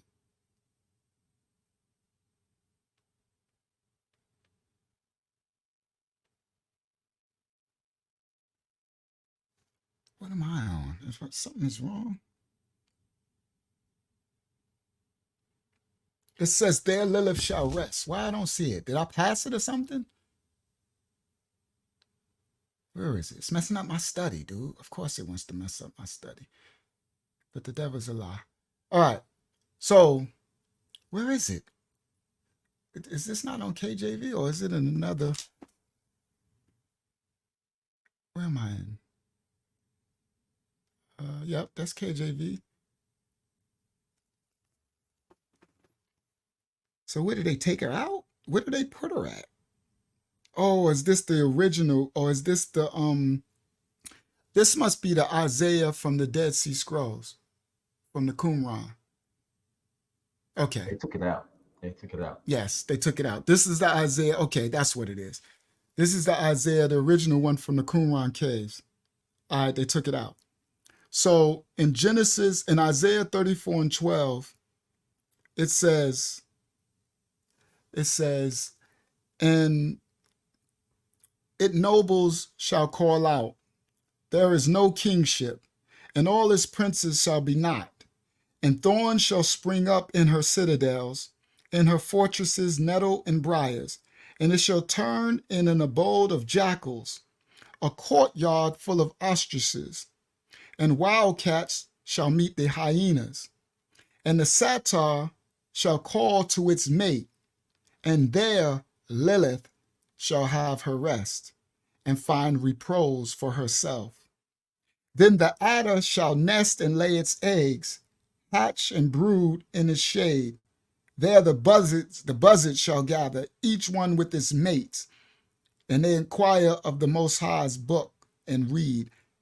Not one of these is absent. Not one has missed its mate. For Yah's mouth has commanded, and his spirit hath gathered them. So it says there Lilith shall rest. So Lilith is written in the scripts. In the Qumran caves, the original book of Yahshuah, Isaiah, was found, along with the Apocrypha. So that's how the apocryphal books, Book of Enoch and all that, was found. All right? So they took it out. Of course they do. So I wanted to pull out, to show that this Lilith is in the scripts. And they took it out. Like they took Enoch out. They took Ezra's out. They took Jubilees out. They took Josh out. Okay. So Satyr is in her KJV. Yes. So now in the book of Isaiah, it says desert creatures will meet with hyenas and wild goats will bleed each other. Night creatures will also lie down and find themselves places of rest. So it mentions Lilith. She's mentioned in the text as a winged figure nesting in a tree. And this traces back to the Akkadian origins of Adam's first wife, which Judaism took from this Ben Surab dude and created this Genesis version of Adam, pardon me, having a first wife and her name being Lilith. Judaism, pardon me, took this demonic figure from the Akkadian culture, and as they always did, they took from the Sumerian, the Akkadian, the Assyrian, the Babylonian. That's why the Most High kept cursing Ya'ada, right? Now, after Babylonian Tumaism, they took from these cultures and put it into their Talmud, okay? That's the converts' religion. But our ancestors, the original Yahudians, they did the same thing and took pieces of these ancient gods, dark gods, Lilith and the rest of them, right? Thoth, what Billy the Canaanite Carson was talking about, and all of that, and they interpreted it into their scriptures and start serving. That's why the Most High kept cursing our ancestors. Like, stop picking up all these gods from Assyria and Babylon and Arcadia and Sumeria and all of it, and incorporating into, you're becoming polytheistic, right? All of these gods. Now, the ancient Judah, right? Yaadites, because I don't like keep saying all these words, because I don't want this video to get banned, right? They was able to take these figures and these actual demons, devils, from all the neighboring cultures in the Mesopotamic region, and when they went through Canaanite God, everywhere they travel, and they turned this Akkadian god and goddess called Lilu. Lilu, Lilu, was the name of this Akkadian entity. And it was a winged night creature. And in Acadia, it is said that this winged night creature called Lilu accompanied the goddess Ishtar. And Ishtar was supposed to be the goddess of sexuality. They mixed this goddess Ishtar and said she was in love with the Sumerian god called Kakala, and she was also called Kai. The first mention of these goddesses and gods appear in the Gilgamesh story. This always goes back to Nimrod and them, the Epic of Gilgamesh. It goes back to the Gilgamesh story, which says that one who built her house on the Hippa tree between the house of the snake and the roots, the house of a little servant, a little stormbird hippo, was supposed to be the hippo tree that grew on the bank of the Euphrates River. And they say in this tale, one day a strong wind uprooted the top of the roots of this tree and it swept away to the river, and Ishtar, Ishtar, the queen of heaven, passed by it, and she took the tree, right? Listen, guys, she took the tree down and brought it to the temple in the city of Ura, and she planted the tree into the holy garden, and she nurtured the tree with love and wanted to build a throne for it for years, and passed, and the tree grew. But Ishtar was unable to cut down the tree because the snake had built this nest in the tops of the tree and the roots, and Ishtar's spells did not affect the snake. But at the top, this bird built a house, and in the middle, Lilith built her a nest, listen, in a house. But in the end, guess who cut down the tree? Gilgamesh, Nimrod. Guys, do y'all not know this is where you get the Christmas tree? See, you got to understand that all of these stories are all the same. They all go back to the different regions. They all have a different tale of the same story.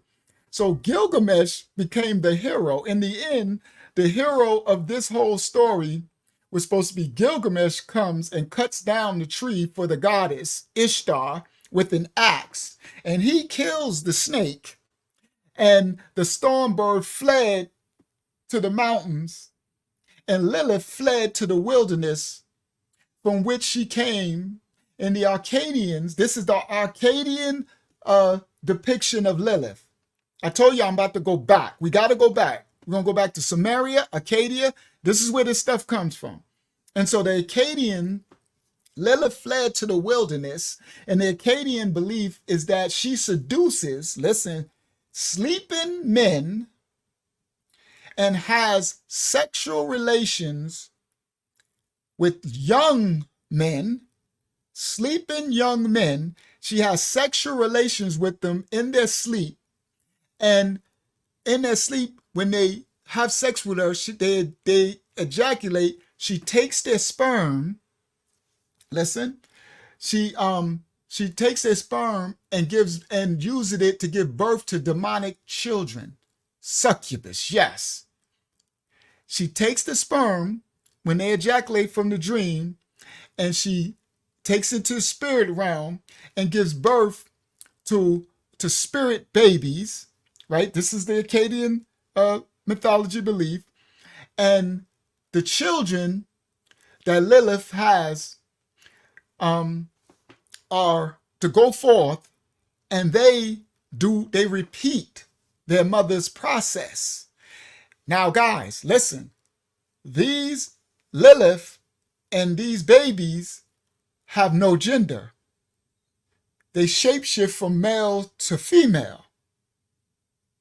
So they'll sleep with the woman and mate and have spirit babies, or they'll sleep with the man and mate. But remember, they're the same. So this is still the story of the incubus succubus really being a man, but appear as a woman, but it's because it's both. It's still Baphomet. It's still nothing. See, all of them, they're always going to have the same foundation, just different twists to the stories. Okay, this is the Akkadian one. It's ancient Mesopotamian civilization.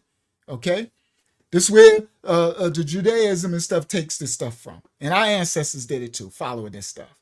So now, the children that Lilith, these children appear as a spiritual force that seduce men in all of these ancient cultures that were in contact with the ancient Middle East. In early Judaism, they drew their stories and myths and customs from all of these pre-polytheistic cultures from the Mesopotamian region. And Lilith found her way into the Uish legend, Judaic legend, according to the Babylonian Talmud, that God, in the Babylonian Talmud, God brought all the animals before man, before Adam, so that he could name them. But Adam smashed every female animal, but could not find anyone that would complete him. So Adam prayed to God to create him a suitable partner for him. God heard his prayer, and he created him Lilith. Not from his rib, but from the dust of the earth. So she was his equal, right? And a sister, listen to this one. And this is the Babylonian Talmud. And a sister of Tubal-Cain named Naamah, Adam had sex with both of them. It was a mess. These things. And as a result, listen, now, guys, this is going to the story.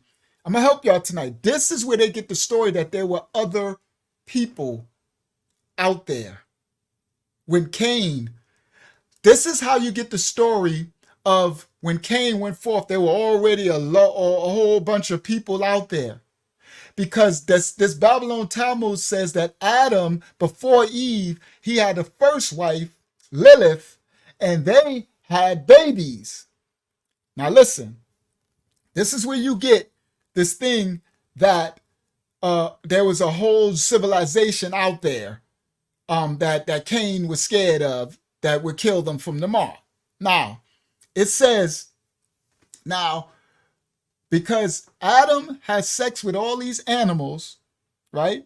And guys, when he did that, it said in the Babylonian Talmud that he had babies, hybrids, right? Now, this is before, it's supposed to be before Genesis 3 and 6 when the Nephilim came down. So y'all see how they spinning it now, right? So they say that Adam had sex with these animals and that brought forth hybrid babies, right? And so when you see the Egyptian Nephilim with the bird head and the lion's head on the such and such body, these supposed to be from Adam smashing these animals before his first wife, Lilith. All right, listen. So then, once they say the Most High created Lilith from the dust, like she did Adam, and they say this is the Babylonian Talmud, and somehow, and a sister of Tubal-Cain, Naamah, whatever, Adam had sex with both of them. Now they say as a result of Adam smashing, this is the Babylonian Talmud, because you know some of them differ. Some of them say, the other one said that she just ran, right? I think that was the Akkadian one, said she just ran immediately. I don't know if it said they smashed first, but the Sumerian other one said they smashed him and she was on top. She rolled him and all that type of stuff. So they had babies. Now, it says in the Babylonian Talmud, it says Adam and Tubal-Cain, they had a threesome or whatever. And as a result of this, many different species, many different men, demons, they call them, were born to them. And the legend says that many years later, Lilith and Naamah appeared to King Solomon. From the familiar story of the child, Lilith wandered. So these supposed to be appeared to Solomon. And they said from the familiar story of the child, Lilith wandered from Judaism to other polytheistic religion. Lilith, who was a relatively unimportant figure in Sumerian mythology, she gained a significant role in these polytheistic cultures by serving as a symbol for setting boundaries for sexuality. She was supposed to be a strong woman. She's the Amazonian. She's the woman that says, no. Yeah, Tubal-Cain, Yana. Naamah is the dark Canaanite from Tubal-Cain. The opposite Naamah was Noah's wife. Yes. This mythology. This is in the Babylonian Talmud. Okay? So now, that's the Babylonian Talmudic description of Lilith. Okay? So now, let me see. I got that one. She's all right. So now let me go. All right. I got Ben Syrup. I did the Genesis lie. All right. Let me go here. All right. So now they also say in Genesis, it says Lilith, the devil demon, an ancient Sumerian and Babylonian figure, emerged into the Yahudian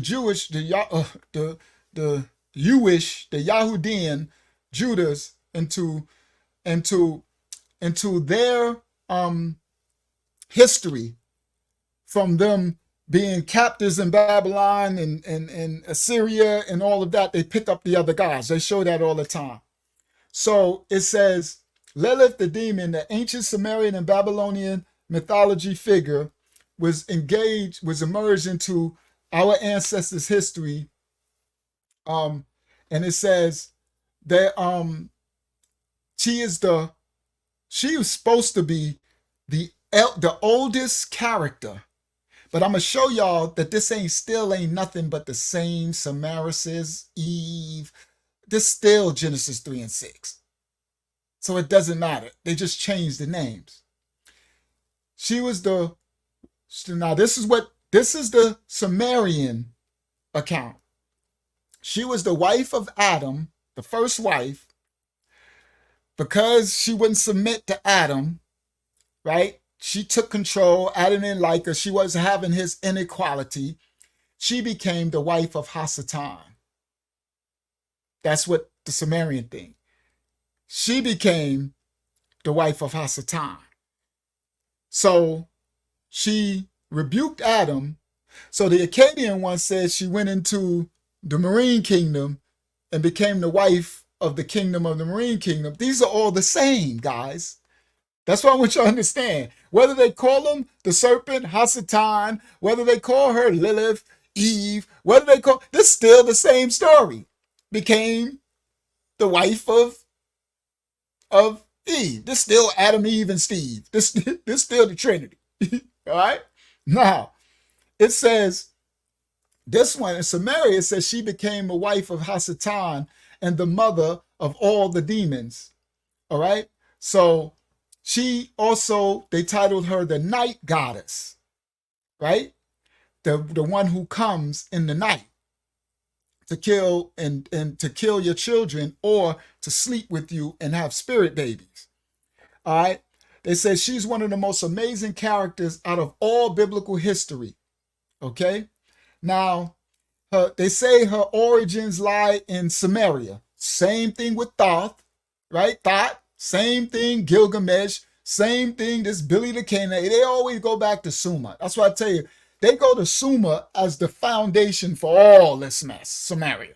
Okay? It really goes back to Genesis 3 and 6. Yeah, the Lilith go round. I know, right? We on the Lily go round. Facts. That's a good word now, y'all. We're in a Lily go round. Yes. All right. So it says she is one of the most amazing characters in all biblical history. It says her origins lie back into Samaria and then to Babylonian mythology, because Babylon came from Samaria, where she was a member under the gods or the evil demon. Lilith was a threat to all pregnant women having babies and to young men. Over time, a linguistic merger took place between the Akkadian, right, language, the Sumerian, and the Shemitic languages. That's how our ancestors picked up this stuff. And then the Wish people in Babylonian Talmud and stuff. Because that's what happened. These were all neighboring places. Shout out to One True Sky. These are all neighboring places. Okay? So now the this Akkadian, Acadia, Sumeria, and Shemitic people, our ancestors, because our ancestors, guys, were nomads. They were nomadic. So they were the ones, see, Akkadians, Sumerians, Canaanites, these people were stable. They had their land. Our ancestors was going through all their lands and picking up all, and then you got Esau mixing with all of them. That's what the Bible, that's what the scripture in Isaiah. And guys, that Isaiah one that I read that had Lilith in it, that's the Isaiah from the Qumran with the Dead Sea Scrolls. That's the first book of Isaiah, original book of Isaiah. All right. They found it in the Qumran caves. All right. That's what I read that from. All right. And it says Lilith in it. And our ancestors, the reason why it says Lilith in it, because our ancestors picked up the Sumerian, right, and Babylonian deity, this dark devil called Lilith. And she's in our scripts. All right. Shout out to Janelle Richardson in the building. So now, Lilith became a threat to any pregnant woman and to all young men. So over time, the linguistic merger took place, linguistic from Arcadia, Samaria, and the Shemitic languages, which led to the merging of Lilith into the biblical story. This led to the development of Lilith as a unique mythological figure. Lilith's presence became more prominent in later Jewish texts, one of the commentators from the Babylonian Talmud and later the Mishnah, not Lilith, the Mishnah doesn't talk about Lilith because they changed her name. They replace it, but the Babylonian Talmud do, the Talmud do.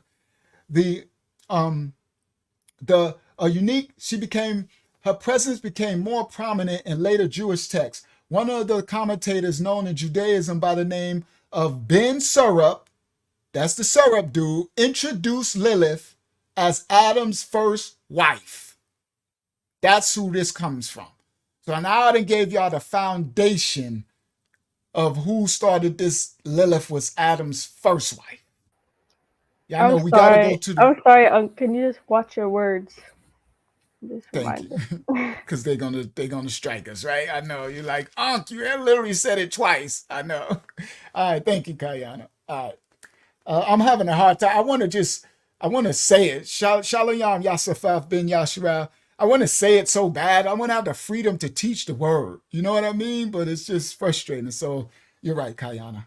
All right, I'll watch my words because she's right. Last thing we need to do is get struck and they take the channel for 2 weeks and now, But all right, so thank you. And then this won't get nowhere. They just really shadow ban this. It won't even reach 100 people. All right. So fair use. Yes, I'm teaching the scripture. I mean, my goodness.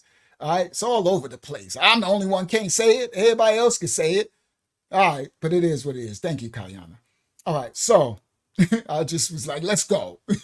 I was at war, Kayana. I'm reading. I'm like, man, I'm about to say it. You know what I mean? I'm like, I'm tired of playing with these people, man. Teach the word, right? But we got to be wise. We have war in the spirit realm, the spiritual warfare. All right. So this Ben Surup rabbi dude, right? I can use rabbi. People know who rabbis are. They ain't striking rabbi, I guess. All right. This Ben Surup, I know, right? One true scribe said, you say freedom? Like, I know, right? This dude, that's who created it, saying that this was Adam's first wife. And he got it from the Babylonian Talmud, talking about Adam smashed all the animals and all this old crazy stuff, right? So now it says, this Ben Surup dude introduced Lilith as Adam's first wife. And the interpretation suggests that Lilith and Adam, as opposed to Adam and Eve, had sexual disagreements. Lilith sought her equality, and she refused Adam's dominance, and she rebelled against him. This rebellion led to her departure. Okay, so Lilith, and then I wrote a note for me that Lilith is the mother of sudden infant death syndrome, but I'm going to get there for SIDS. All right, I'm going to get there. All right, so then I talked about Ben Surup when he, refused. She thought she was inferior, his inequality. Okay, I think I did all of my note number 2. Now let me go to note. What note I got? Note 4. Oh, that was supposed to be the Isaiah, but I already did it. But anyway, let me go to note 4. It probably got something else even more over there. Note 4 and note 4. All right. So from ancient Mesopotamian demonology, Lilith emerged, and Talmudic Babylon. See, people don't know the Wish people, the converts mythology story of Lilith as Adam's first wife from this Ben Surup. It actually has no basis in the Hebrew Bible. Okay. The word Lilith does appear in the Hebrew Bible, but only once. A single mention in the book of Isaiah 34 from the original Qumran scriptures. In this chapter, the Aliyah of Israel, Yahshuah, wreaks vengeance on the neighboring kingdom of the East Edomites, turning the kingdom of Esau, Edom, Idumea, into a wasteland. Verse 14 paints a picture of the devastation. It paints a picture of a desolate land inhabited only by wild animals.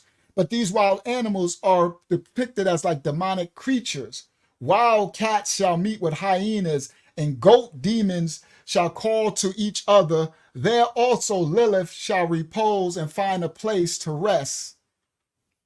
So it's painting a picture of this Lilith, but it doesn't even go into more detail because at that time, all ancient civilizations had a fear in the mythology of the Sumerian and Babylonian story of this Lilith and Akkadian of this Lilith. So they didn't need to go into more, right? So Lilith seems to be a wilderness of a demoness of some sort. So, or at least they painted her as comfortable with all of these animal creatures. Now, Lilith is not the proper name of this specific demon, but they have in ancient Mesopotamia, they had a demon called Lily. All right. Now, they in Isaiah 34:14 from the Qumran caves, when it mentions Lilith, it actually mentions it in the plural form, not just singular. Lilith,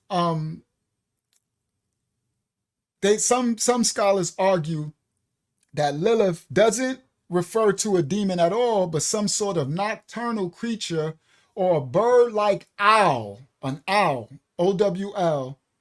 We see they disagreeing throughout the translations. In the NIV Bible, they translate the word as night creatures. The ESV Bible translate the word as night birds. The KJV calls it a screech owl, O-W-L, because I know my New York accent. Y'all won't know I'm saying owl. Y'all think I'm saying like owl. I don't know, y'all. O-W-L, an owl. Okay. So in the KJV, they call it a screech owl, O-W-L. The NRSV translation mentions it as the supernatural translation caught on very early when the Hebrew Bible was translated into Greek. They always do this. When the Hebrew Bible was translated into Greek, the ancient Greek translators rendered the word Lilith as a type of centaur. Of course, with the Greek. Here you go with the Greek gods. A centaur, C-E-N-T-A-U-R. These dinosaurs, a centaur. And the Latin, here we go. You know, you always got to go Greek and Latin. The Latin translation of the verse translated Lilith as Lamia, L-A-M-I-A. And she was depicted as a baby-killing monster in Greco-Roman mythology, Lamia. So while there's a great deal of uncertainty about the differences of this Lilith, one thing that they all coincide with is that she was some sort of supernatural creature, if not a demon, a devil specifically. She was a type of she dealt with a child killing spirit, anti-fertility. They call her anti-maternal female, conceptualized as a singular entity, like the ancient god Lashu. I think that's a Sumerian god, Lashu. No, I think Lashu is Babylonian. Lashu. This figure finds its way into demonology in the Second Temple Judaism. For example, Lilith specifically and Lilith generically appear in the Dead Sea Scrolls. So they have a hymn that they found, a song, like a psalm in the Dead Sea Scrolls. I'm not going to sing it because I'm not calling on that. I ain't calling on whatever comes from that hymn, H-Y-M-N, that song that they found in the said Dead Sea Scrolls. But it calls on Lilith, and it calls on her to parade her evil spirits and a bastard spirit. And they reference her offspring and the angels and the humans described in the book of Enoch. In the book of Enoch, Lilith makes an appearance as a singular entity, but they don't go into too much detail. revealing that she was conceptualizing the Dead Sea Scrolls community, other scrolls that show that some ancient Yahudian, our ancestors, continue to view Lilith as a type of a demon. All right, so let me see. I talked about that dude who boarded up into the modern time. They also have, I got that. Matter of fact, let me start bringing out some of the receipts. Shout out to my brother Knowledge Born in the building. Shout out to Knowledge Born. Let me show y'all some pictures now. Let me show y'all some receipts. Because I need to go into, let me show y'all this. Let's go into the Akkadian and the Sumerian, the Mesopotamian protection for. All right, let me do that. Is that, let me see which one that is. It's not that one. It might be 3. Give me a second. Get this note. Magic, okay. Let me scroll. I did the amulets. I want to do these. They used to make arcs and stuff to protect them from this Lilith demon. I'm gonna show y'all some of the ancient things that they created to protect them from this Lilith devil demon. All right, so let me go this one because I know I separated it. Okay, Babylonian Talmud, Ben Syrup. Oh man, I'll be having so much notes. All right, so let me see, can I find it? For Adam helper, fall to a deep sleep. Oh, okay. That's that creation story. They say Adam couldn't find a companion, so Yah put Adam to sleep. Lilith first appears in ancient traditions, and the first woman ran away from Adam in the flesh and taken out a man and brought to the man. Okay. Tender babies, the customs, Paramitic customs, Talmudic legend. Okay, I did that one. So where's my one with my pictures? Where are you, dude? I thought you was in 4. There's somewhere in here. Okay. Undefiled text. Okay. Type of succubus. Okay, that's where I'm going. Sexual, okay. Give me this ritual causes, okay. In the early phase. There we go. The amulets from Mesopotamian. Okay, protect people from Lashu. That's that God. Okay, here we go. We find a strong focus on, all right, there we go. Later appears to be composite chapter. All right, NIV. All right, there we go. So this is what I was looking for. All right, so I'm gonna show y'all some ancient relics. Here we go.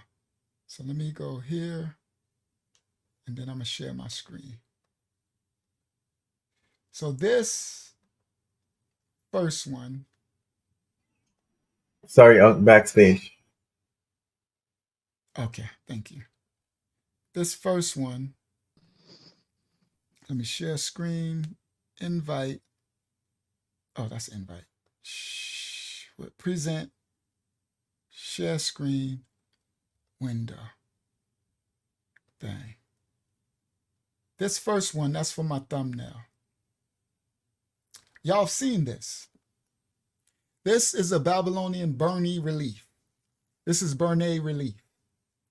This is supposed to be an image of Lilith, but it's also depicted as an image of Ishtar, also Ceramyces. If you could see, look at her feet. That's those claws, Yasha, in the other picture. So we thought that was her hand, that was her foot up on the thing. That was her foot. So this is this image, and those are those wings. This is her image of, this is supposed to be Lilith. And these are the owls that they talk about, that I was just mentioning, OWL, because I know my New York accent. Yes, Asherah, Ashtaroth, Semiramis, but y'all didn't know this was Lilith. That's what they're all the same. They're all the same. No, Moloch is a man. Moloch is Nimrod. No, Moloch is Osiris, Nimrod, and Gilgamesh, but this is the female. So this is the woman of the Trinity. Remember the Trinity? Moloch is the man, right? This is the Trinity. So she's the female. So this is also Lilith. So it's the same. Easter. This is Ishtar. So this is why when Lavia says time for them to do a pedicure, Kayana said got a critic toenails, y'all spoolie. This is why Kayana and Yahshuah, when they said, when we read the story of I think it was the Akkadian mythology that said she's gonna have 100 babies a day, and y'all said like a fish, eggs, right? Y'all were correct. And someone said like rabbits. This is where the Easter comes from. That's why I say y'all were totally correct on that. All of these mythologies have the same root and foundation. As I taught, they just change names over. Yes, he said the calves have fins. Look at that. Good eyesight, Diana. Shalom, Diana, and Yamala. Shalom, guys. And Shalom, Samkaya, our elder, in Abraham's bosom. So look, Diana pointed out that on her calves are fins, because she's naked. Yeah, she definitely, these feet, oh my goodness. So that was her feet on there. Kayama said she got on jewelry, but ain't got on no, but because she's the sexuality god. This is Ishtar. This is where the rabbits come in with the Easter, the fertility goddess. That's why she has no clothes on. This is the sexual goddess. All right. So now this is also, so all of y'all seen this Asherah, this Ashtaroth, this Semiramis. Now y'all know this is Lilith. It's all the same. Honestly, this is the other side of Eve. See, it all goes back to Genesis 3 and 6. None of this happens. The first mama of it all is Eve. Yeah, this is Venus as well. Venus. The first mama of this all goes back to Eve. Genesis 3 and 6, when she did the thing with the serpent against Yah's will. That's all it is. Now, let me go. This is a modern image. Today, they call Lilith the goddess of equality. Okay? Yep. One true scribe. All these feminine gods are the same. Here we go. So now look how they created her. This is why it's in my thumbnail. Look, they gave her the thing from Eve, right? The bush to cover her private, right? And they got Lilith of equality. So she is now the feminist representation to not let her, no, you don't need no man. This is Eve. I don't need no man. This is the goddess. This is the image now of Lilith. All right. So let me go forward. I'm gonna go through some of these. Then I showed y'all that one. This is it's supposed to be Adam. He looked like Jesus with a flip curl, right? He got the 70s, ain't this the 60s flip curl, right? He got a pressing curl. I don't know how in the garden this dude got a pressing curl, but whatever. And that's her. So we thought that was her hands. That now we know that's her feet. Her foot is up there. Okay. So, all right. So it's supposed to be Adam, Eve, and that's Steve, right? That's Lilith. Ishtar, Ashtaroth, Semiramis, it all. They call her the Queen of Heaven, the Mother. Okay. This is the Trinity. Again, this is the Trinity. This is the first Trinity in Genesis 3 and 6. It's where it started. All right. So now, guys, in all of those ancient and all of these ancient cultures, Samaria, Acadia, and let me go back to this image. In all of those ancient cultures, Samaria, Acadia, and Babylon, all of them, this Lilith mythology born a foundation to become scripture. Like all ancient, they all have a flood narrative, right? Every ancient culture has a flood narrative. Mayan, Incan, Sumerian, Phoenician, Akkadian, it don't matter. Through all the ages, they have a flood narrative that the earth was flooded over. Now they have different tales of it. This is the same thing, the same beginning garden narrative. Knowledge said he got on the old president's wig. He was talking about that Adam Jesus flip curl dude. Now said he got an old president's wig, right? So now they all got the same. It's a piece of the same, but it just gets stuff added to it. So the name will change, right? Ashtoreth, Asherah, right? Semiramis, Lilith. You see, it later became Jezebel. You see, these are all the same. Okay. Now, in the ancient civilizations, Sumerian, they feared Lilith. They feared her as the night demon coming to kill her babies and kill the unborn sons and to sleep with them. She was a night terror to them in their dreams. This was the witch coming in your dreams. I'm gonna get there, but I'm gonna show y'all some receipts first before I move forward.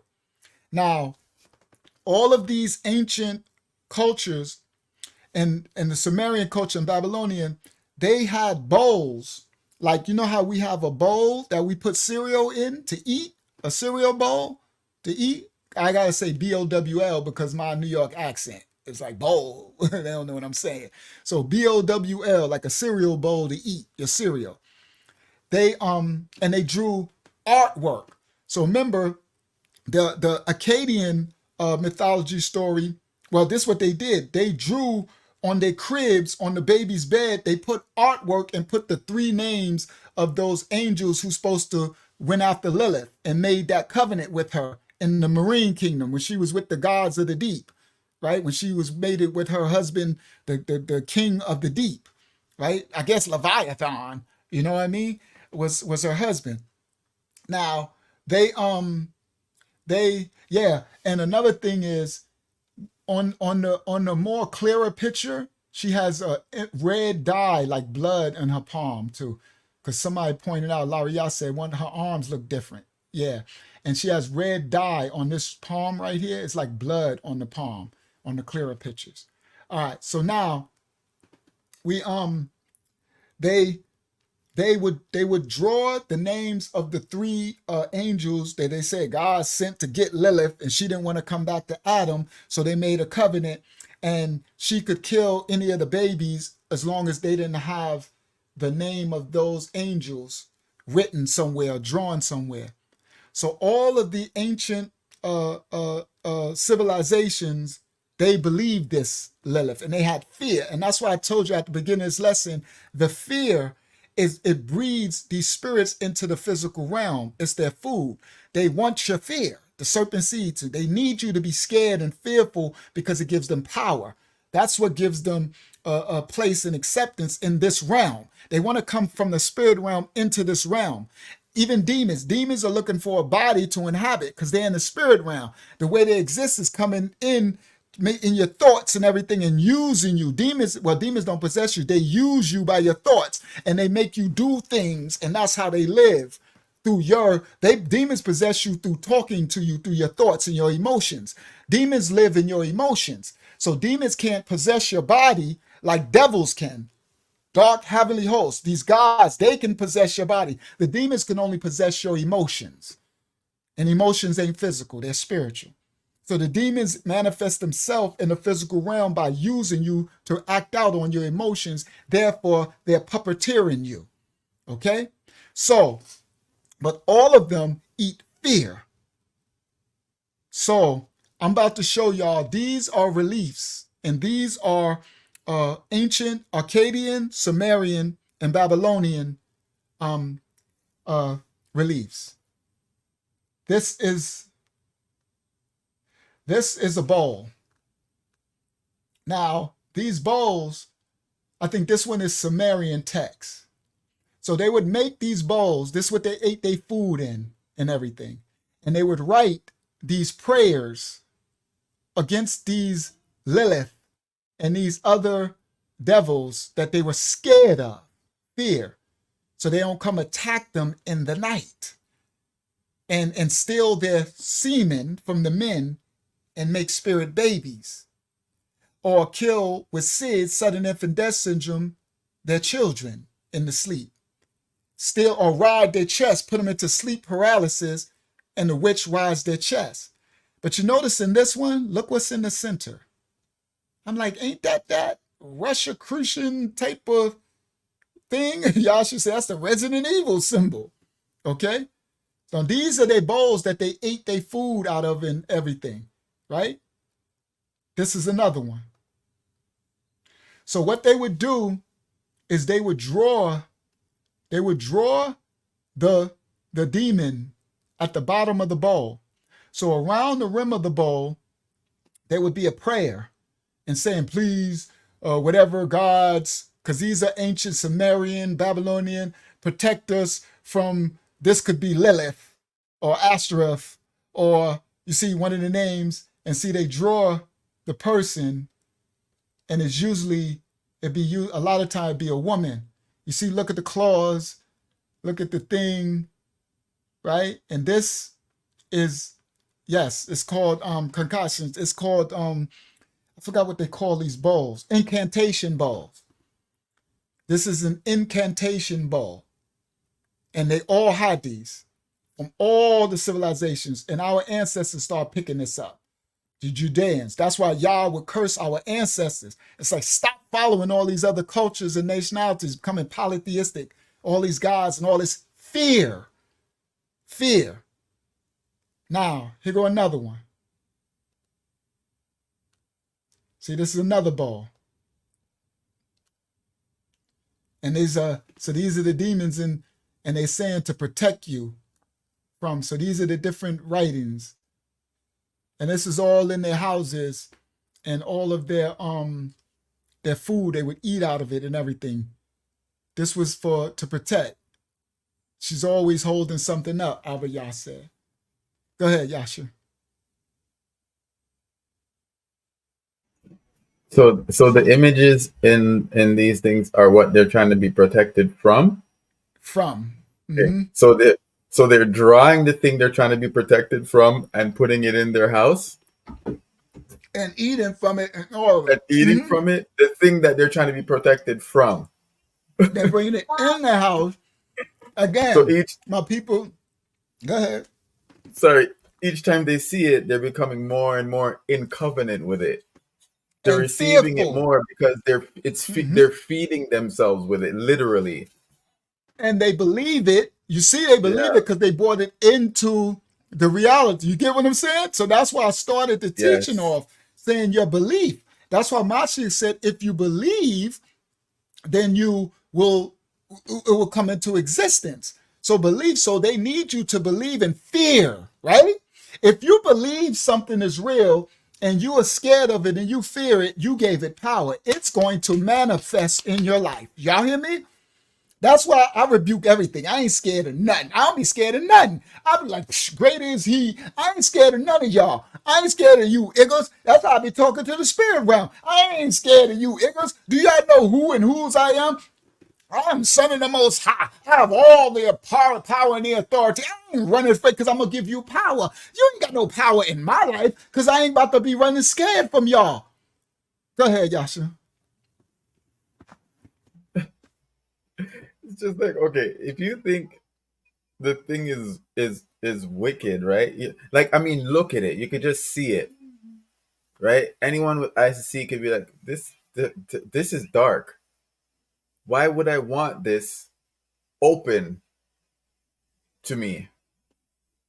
I don't get But it. And then I pass this tradition down and your children, this is what your and children are raised on. wonder why it keeps happening. Right? It's like, oh, But to Yasha, protect yourself from it, do this. Well, it's not working, right? Because you have to keep doing it. it's so just funny. keep doing it. Yasha, it's frustrating, but it's happening today. They created, someone just wrote the Jim Jones jab juice. It for something that don't even, it's like they made up, they just told you and have everybody in fear. People lined up, people on the 15th protection. I still see people walking around with a mask on. You see, it's almost 2024. I'm like, what are you? People are still scared. So nothing new under the sun. Here go another one. Oh, now these are the images that they would paint in the bottom of the bowls. Some of them would paint the demons in chains. See, this down here says, this from this book called Velozini. This is Lilith's hair and Asmodee's horns. Asmodei is the demon that's supposed to be the king of the Leviathan of the deep, the marine kingdom, who she's supposed to left and marry, and the three angels supposed to went to her, and she said, no, I ain't coming back. So it's supposed to be Lilith's hair and Asmodee's horns. It's from his book, Villanozzi. So these are the images that they would paint in the bottom of the bowls. In chains. Look at this one. With the legs chained. And you see the feet still got the claws. See? This one got hands, claws, chains. All right? So these are what they were scared of. And here go another one. Now this one, I had to cut it off because this one showed the vajayjay. And I know it'd be young kids sometime watching. So this one, it showed a vajayjay and it was pronounced. It showed it come out and showed the lips and everything. So I cut it off because it was very lewd. It was a vajayjay in this one. You see? These are the bowls. And it had the legs, and it had the claws on the legs, and it had a straight vajayjay, and it was like big, and had big lips on it, and it was like lewd, very. Okay? So, now, the funny thing, Malchiah said, I wouldn't be scared of those beings. They look goofy. But yes, you would if you seen that in your dream. These were coming to them in their dream because of their fear. So they're drawing these things. Yeah, it looked like a man. I said that too. This looks like a man face. I don't know, woman hair. All right. So let me see. I think that's the last one. Oh, no, there's one more. So this is another one, another bowl. So now I'm just showing you receipts. These are all ancient Sumerian and Akkadian and Babylonian bowls and reliefs and art. And you see they all have the prayer and writing around it. And look, see, I guess these are the boobs. Okay. So again, these, I need to show y'all the receipts. All right. So now they all go back to her. This is Lilith. All right. Now let's get, oh, did I not add the newest ones? Okay. I don't think I added them too. I think I got them though. Let me see. I should have them. Yep, I got them. Praise y'all. Oh, and I got my last one. I got a bunch of them. Let me pull those in. Okay. So hold on. I got more. I forgot. I was still working when this was about to start, so I didn't pull all of these in. 4, 5, 6, 7, 8. Okay, let me pull these into my Lilith folder. Move to Lilith. Skip the ones that have the same.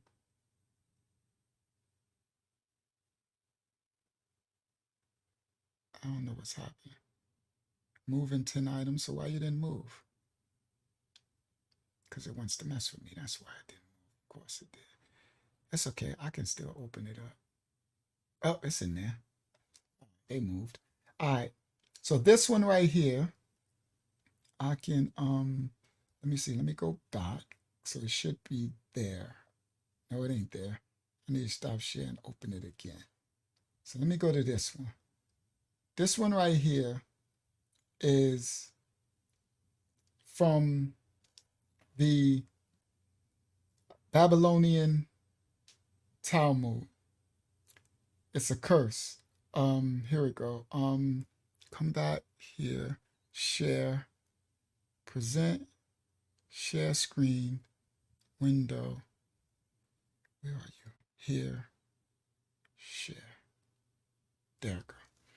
This is from a Babylonian Talmud. It says, it was taught in Baratea that the 3 additional curses are, this is of Lilith, that she grows her hair long like Lilith. No, curses of, I think this was Ashtaroth or Asherah, that she grows her hair long like Lilith. So Lilith had long hair. That's why they showing the hair. And remember, Jezebel with letting down the hair, right? Rabbah, I forgot her name. The seduction of the hair, right? That's why daughters cover their hair. Now, it was taught in Baraita that the 3 additional curses are she grows her hair like Lilith, she sits and urinates. So that was supposed to be a curse, that she sit down. Y'all know women have to sit down to urinate, right? So again, this is the man against the woman thing. Here we go. This is that feminist thing again, right? The man against the woman thing. She had a curse is she has to sit when she urinate like an animal. So you see how they disrespecting the woman. So because a woman have to sit or crouch when she urinate, that's like an animal. See, this is, again, the division trying to disrespect the woman from the man. So remember, they were saying Adam, she wasn't believing this Lilith wanted equality and all that, right? And she served as a pillow for her husband, meaning she's on the bottom. So remember the story? So missionary, she's on the bottom, so they're saying she's used as a pillow for her husband. Okay? Okay? And this is the Babylonian Talmud in Uvin 110b.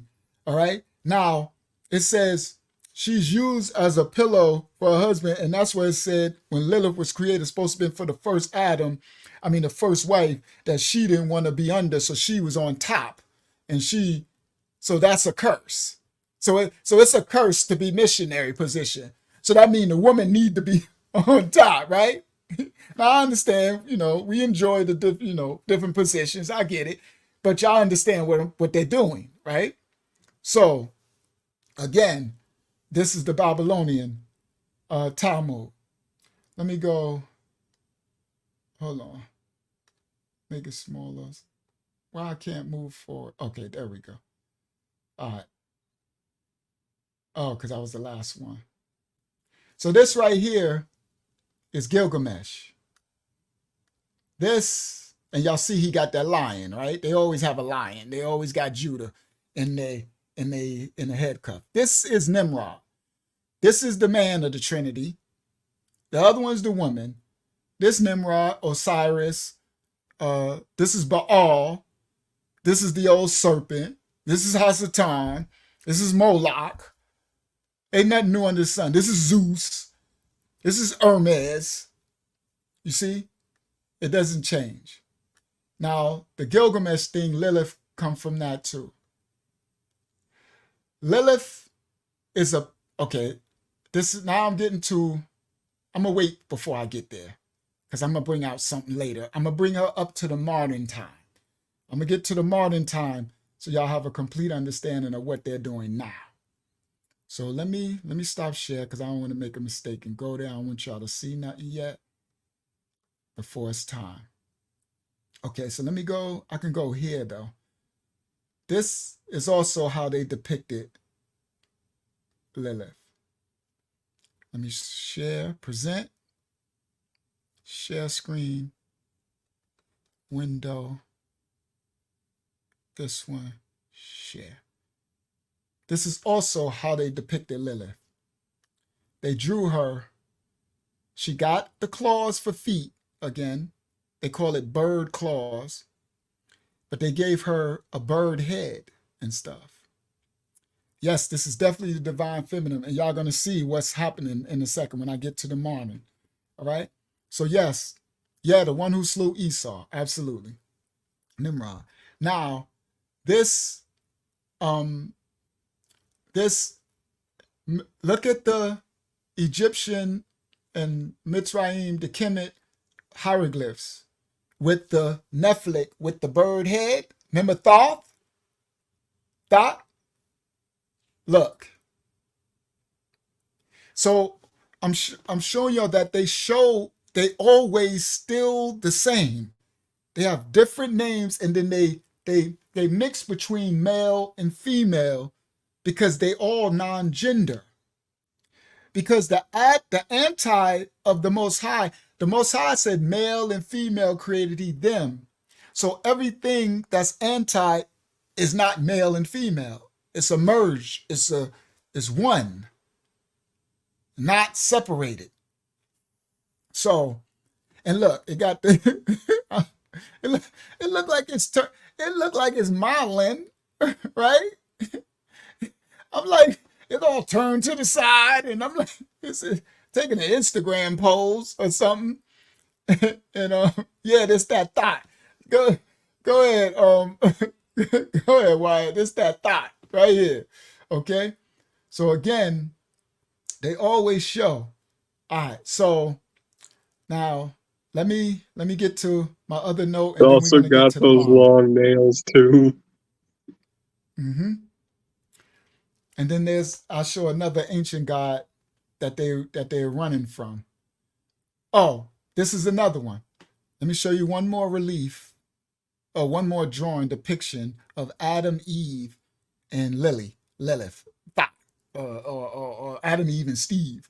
Present, share screen, window, share.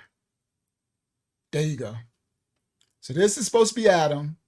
There she go in the middle, and there go Eve.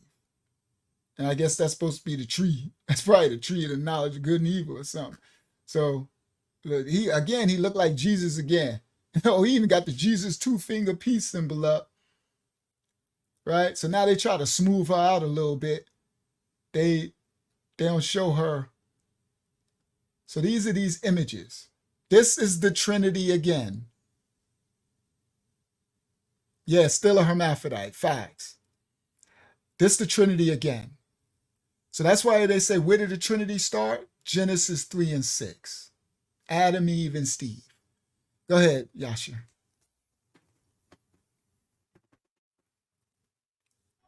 Like these two are naked, and he's fully clothed. That's interesting, right?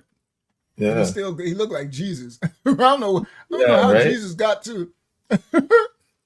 How Caesarea get there?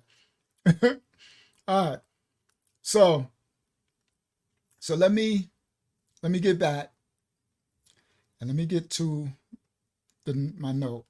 I think it was 4. Yes. All right, let's go. Oh, was it 4? Story of,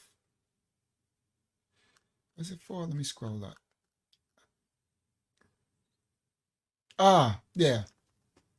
So the incantation bowls, I finally found it. I've been looking.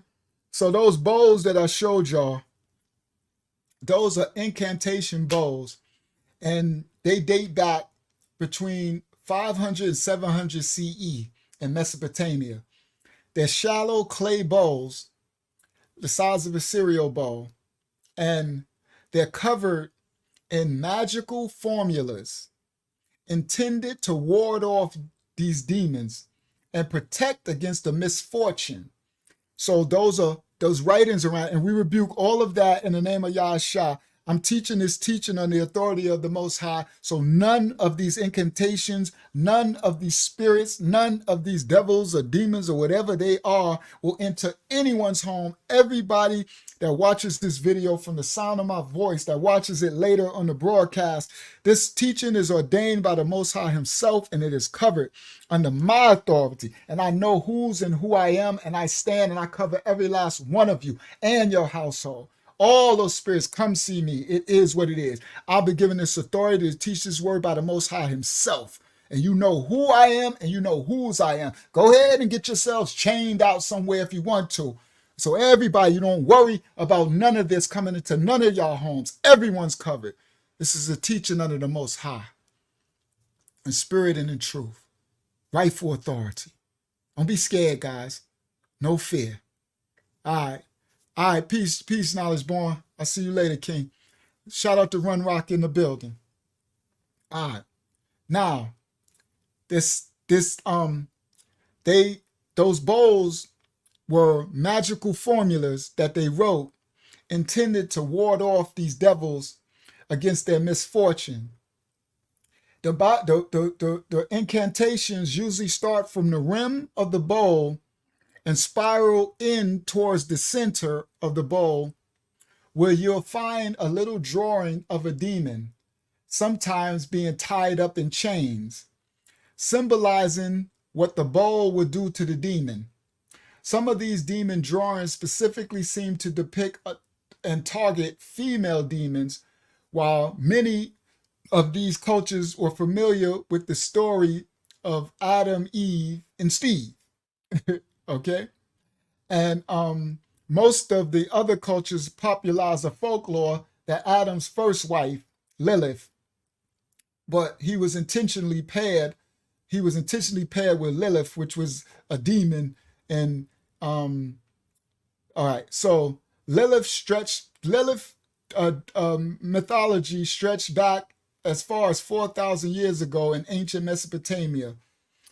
The name Lilith itself probably derives from the Sumerian word Lil. This is where Enlil, there's God's Enlil.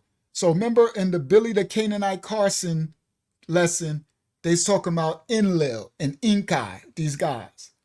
So that's that Lil come from, right? So they say this Lilith name probably derives from Sumerian god Lil, most often translated as a wind spirit, or the ancient Akkadian god, dark god, Lilu, L-E-L-U, Lilu, or Lilu, L-I-L-U, Lilu, also Litu. So Lilu and Litu is a male and a female, right? Now, I know Janelle said most of these rappers have that Lil in their names. Wow, Yahshuah wrote Lil Wayne, I never thought of that. And you know what they're serving, right? They made a covenant with these dark. And I always wondered, why are they? Because we was not being no Lil nothing. Right, Yasef ben Yahshuah? Because, I know he ain't old as me, but he looked like, he probably in his 20s or 30s or something, right? No disrespect if you're younger than 20. But for those of us in our 30s, we know doggone well we wasn't calling ourselves Lil nothing. That was a disrespect. We was trying to be King something, right? Big Daddy Kane, right? King Asiatic son, or Lord Jamal, or, we was not trying to be nothing little. Lil, they got Lil Baby, Lil Tutu, Lil's Nunu, Lil Tay, Lil, but then they act like they big and tough, but your name Lil. And I'm thinking it was a a humiliation ritual to make him Lil. But wow, Lil is this god. That's the oldest god, back from Sumeria, Sumer. That's the oldest. Enlil, this Lil. So Lil, yeah, I thought it was just a buck breaking, Janelle, but it's even deeper than just a buck breaking humiliation ritual. It's a covenant with Enlil. So that's Lilith. Lil. That's where this comes from. So the ancient Sumerian is Enlil or Lilil, Lilil, or Lilu or Litu, and this Akkadian god Lilu or Litu is a class of male and female demons that morph into one another to become the same, non-gender. Now, the ancient Akkadian medical texts, this is ancient history, ancient Akkadian medical texts blame Lilu demons for all sorts of diseases and physical conditions. Generally, in these ancient medical texts, Akkadian, these demons victimize people of the opposite sex. Lilu attacks the women, and Litu attacks the men. For example, one of these ancient Akkadian medical texts attributes seizure-like symptoms to Lilu.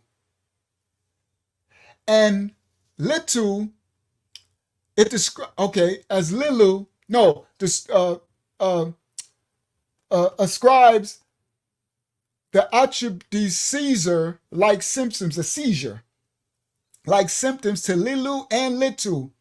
It describes the symptoms when a state of confusion comes over, when a seizure and the eyes roll back and the whites of the eyes and the blood flows from the nose. Then the text offers an explanation of the symptoms for a woman, Lilu, and for a man, Litu. In other words, these demons are causing the problems. Another text blames them for fevers, high fevers. If when it afflicts him, he continually cries out, my insides burn, his insides, he opens and shuts his eyes and has a fever. The tips of his fingers and toes get cold. And if you try to make the patient talk, he does not answer. It attributes the symptoms to the hand of Lilu or other ancient Mesopotamian demons, devil gods. Text suggests that Lilu demons were believed to be unhappy ghosts of young women, men and women who died prematurely and thus doomed to wander the earth unfulfilled. These texts especially focus on young women who died before having sex or died before they ever had kids. Thus, they terrorized the young men in their sleep. Incubus, succubus, in this limbo state, one text, ancient Akkadian medical text, reads that Lily, slips into young men's windows at night and steals their semen and makes more babies in the spirit realm. It says, a young girl not fated to be married, young women who was never impregnated, young women whose garments, a good man, sorry, it's hard to read some of this ancient stuff. They mention this spirit as maiden, Maiden, the maiden Lily, and they call her an unhappy, wandering spirit associated with negative sexual behavior. Here, the reference to this demonic figure slipping in through a man's window at night suggests that they were considered a type of succubus, a female succubus who seduces, entraps, and have sex with the men while they're asleep. The scholar Alice Z argues that these demons, personification of sexual envy, are the unhappy ghosts of people who never found sexual satisfaction while they were alive. So it follows the ritual strategy to deal with these spirits to perform a symbolic marriage with these men, young men, in their marriage rituals. And it caused them to make figurines. They made idols, figurines of a male and female Lilith, androgynous Lilith, having male and female, like a Baphomet, demon, and then they performed a marriage between this figurine, and the aim of this ritual was to cause the male and female demon to lose interest in their human victims. And wow, this is crazy. You know, this fully ancient stuff is crazy. And concentrate on giving birth to the spirit babies, stealing the semen and like dying to the physical birth and wanting to birth spirit babies. Now, they say past scholars argue that the so-called the Bernie relief that I showed, the one with her with the claws, that one on my thumbnail, that Bernie Babylonian relief was a Babylonian representation of a female divine figure. They said that it depicts the Babylonian goddess of Atu. However, most now believe that it's really Ishtar or some other goddess or Lilith. Notice how we've been talking, what did I say? Notice how they've been talking about the type of demon, not just a singular entity, but a duality, two in one. The non-male and female, right? The binary. It says, later in the Judaic traditions, Lilith began to crystallize as a distinct character with her own narrative. But earlier, these figures had different names. The Wish people seem to get their influence from the singular figure Lilith, an epic poem called Gilgamesh and the Hippo tree, which I broke down, which dates to around 2000 BCE, seems to refer to a female deity, demon named Lil. Now, the goddess, the Mesopotamian goddess Yahshuah, known, this is the goddess of ancient Samaria and Acadia, Yahshuah, Lashu, and we rebuke all of these in the name of Yahshuah. Yahshuah, known for attacking infants and women during childbirth. These are these devils, demons they were scared of. They don't have no fear of this stuff, guys. Rebuke it all. Don't be scared of this. You learn it. My people are destroyed for a lack of knowledge. You have to understand where this stuff comes from to know who is who when they coming against you, that you could take authority over it all. I know who you are. Remember, Mashiach said you got to know their names and stuff. These demons, some of them come out by praying and fasting. You got to know names and stuff. You need to know who they are. So you know I ain't scared of you.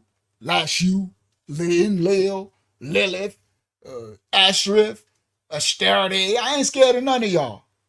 You heard? Yeah, coalition. It's the art of spiritual warfare, King. Shout out to the coalition.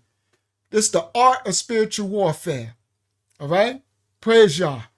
That's why he got me doing. Build my children up to fight the spiritual war.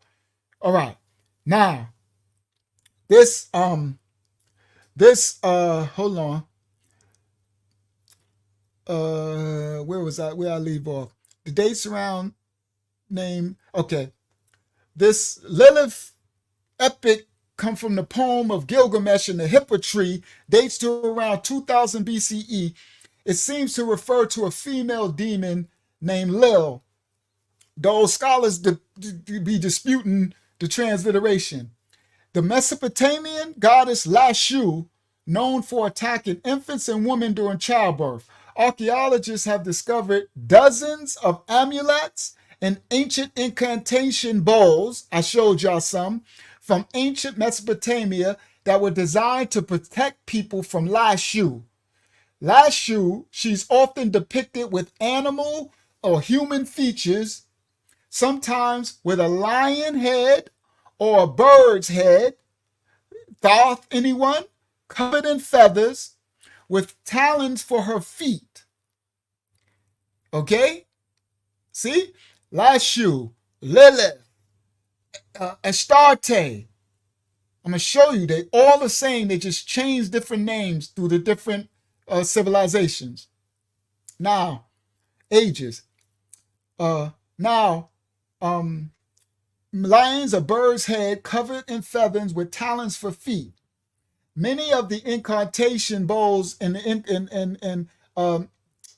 amulets specifically highlight the threat that she represents, since to birthing mothers and newborns.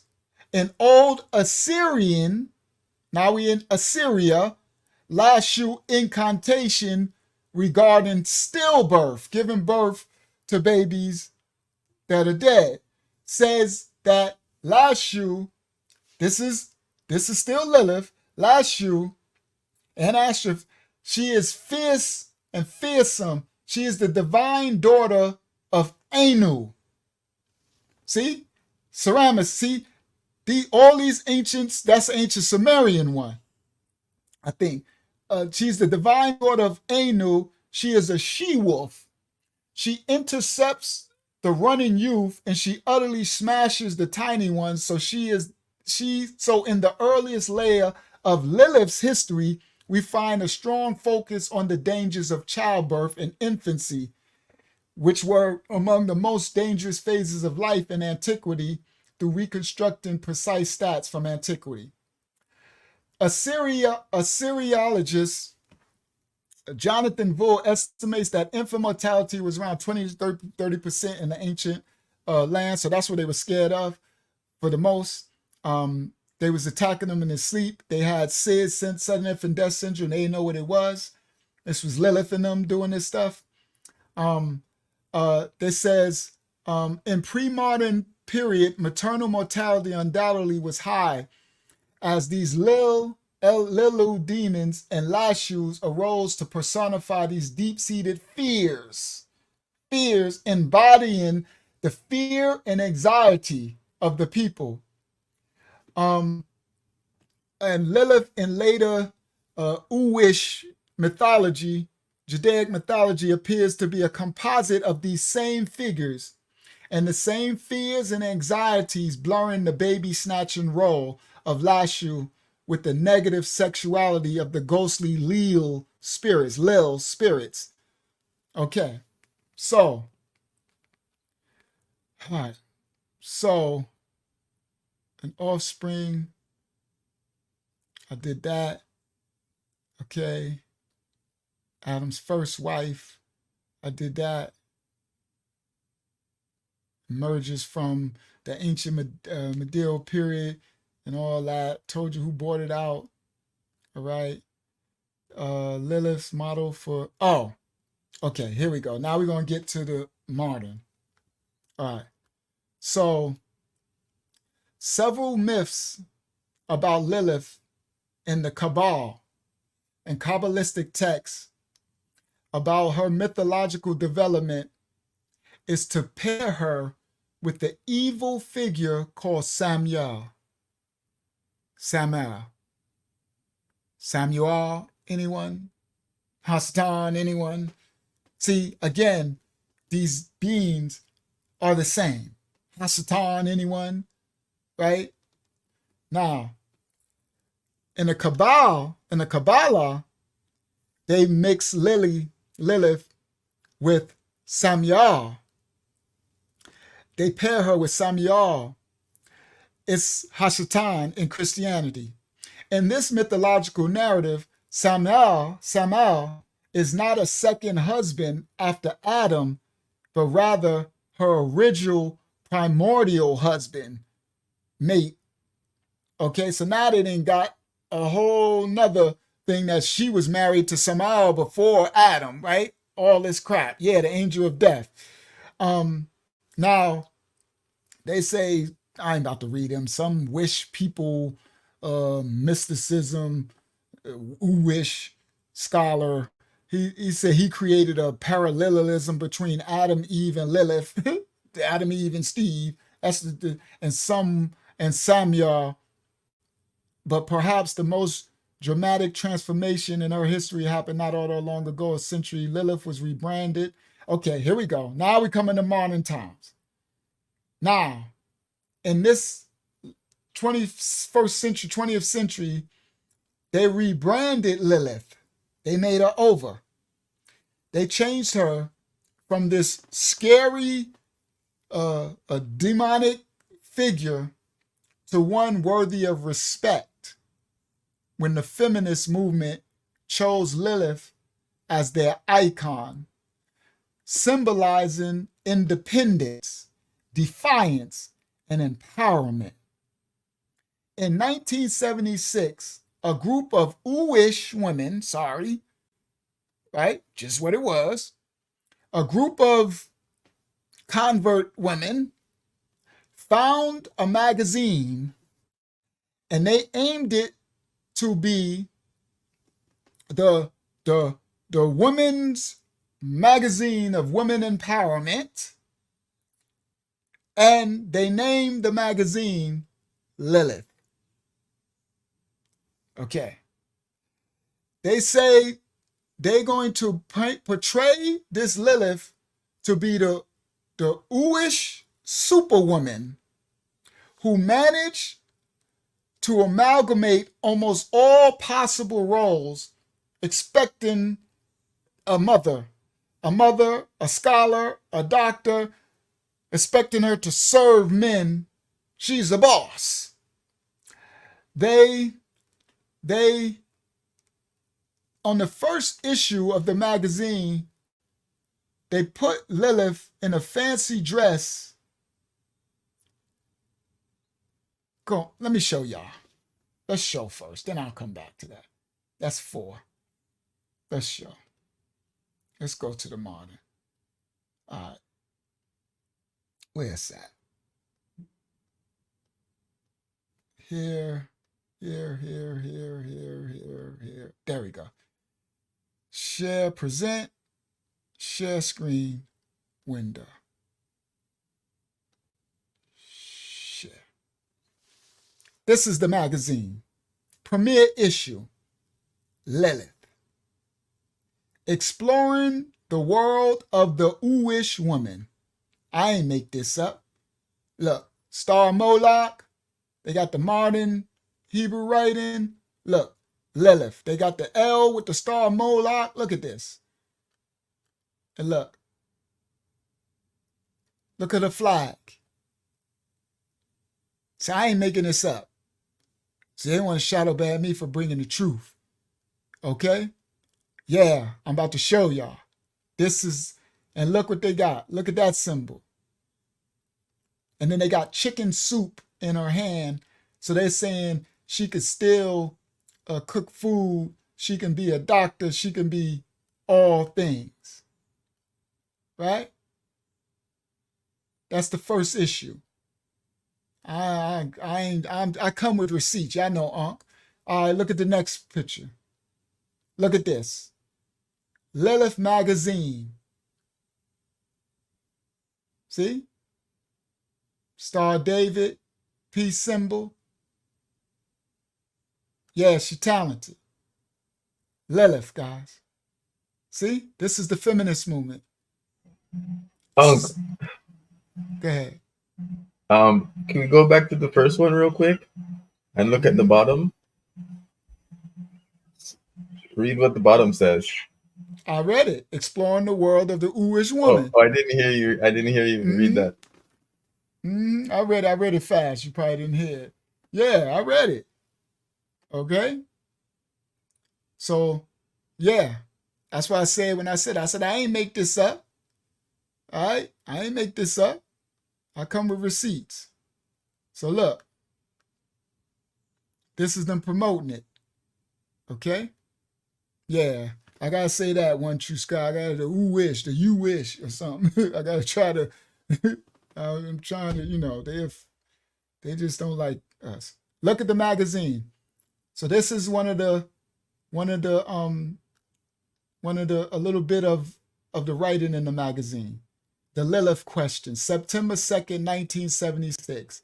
After the Holy One created the first human being, Adam, he said, "It is not good for Adam to be alone." He created a woman also from the earth and called her Lilith. See, I ain't making this up. This is in the magazine. So they're making doctrine. That ain't in the Bible. Show me where they say that at. I ain't making this up. Tell you I come with receipts. And he created a woman also from the earth and called her Lilith.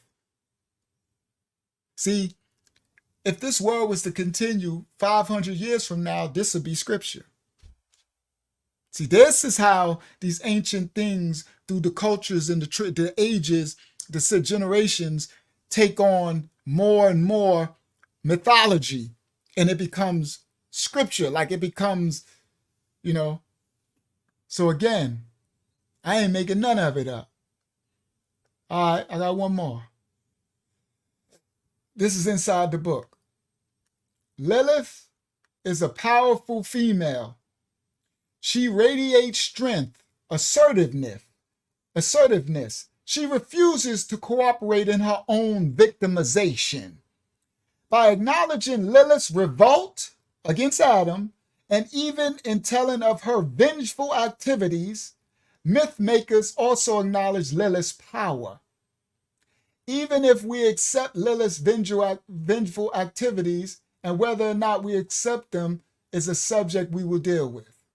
This is a piece of this book. She radiates strength, assertiveness.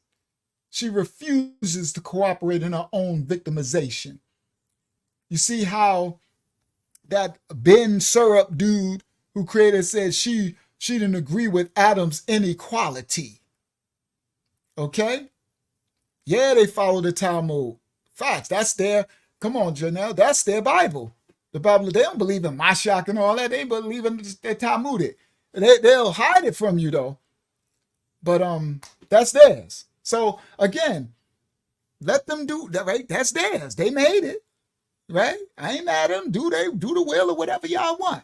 I'm just, myth makers. You know how they got and we the myth busters. You know how they got their show Mythbusters? Mashiach Assembly is the Mythbusters. That should be another acronym to our mission statement. we Mythbusters. Facts. I like that. All I need is a beard and a beret. And the beret thing, Lilith is a powerful female.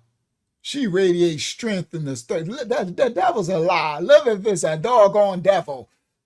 But again, who they serve, right? So now, let me see. That's Gilgamesh. I did that one. Let me go back. Now I can show y'all this last little thing, and I'm done with my receipts. So this is supposed to be Lashu.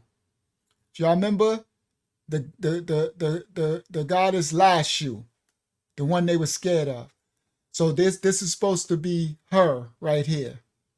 and she's a devil, a demon, and she's supposed to be trampling and running to get the children, coming to get their children. This is that image. This is the fullness of that image. And this is the Asmodeus dude. This is the head.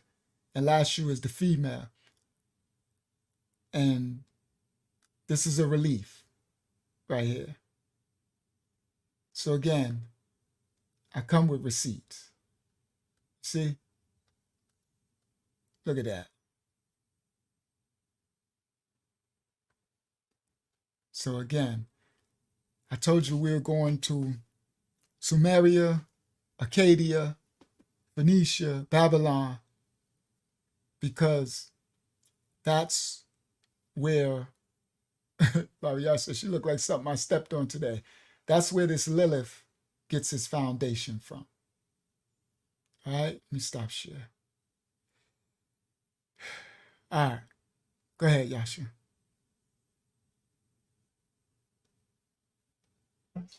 Okay. So we're supposed to be made in the image of our creators, right? So how do you see yourself in the mirror and then look at these things and worship them and serve them? No, when you can see that they're wicked. Yes, you could see it. Like they're nothing like you. Yeah, they're demons. You can see devils. You can see they like Nephilim, right? They're not what the Most High created. Now, in the modern age, they rebranded Lilith from this evil figure to one worthy of respect for the feminist icon, symbolizing independence, defiance, and empowerment. The Uwish feminist voices use Lilith to be a change maker for all of the female communities.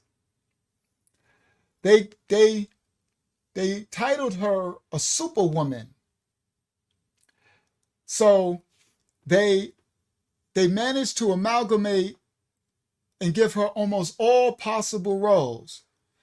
They made her pregnant, so she was an expectant mother. They made her a scholar. They gave her degrees. They made her a doctor. They gave her the emblem of the medical doctor, and they gave her serving a can of chicken soup. That's what you've seen. And with that, she's balancing it all on a tightrope. So they got her walking on a tightrope with all of this, right? While wearing a fancy dress so she can look pretty while doing it all. Okay? She can do it all. That's what that image was. Go ahead, Akiyama.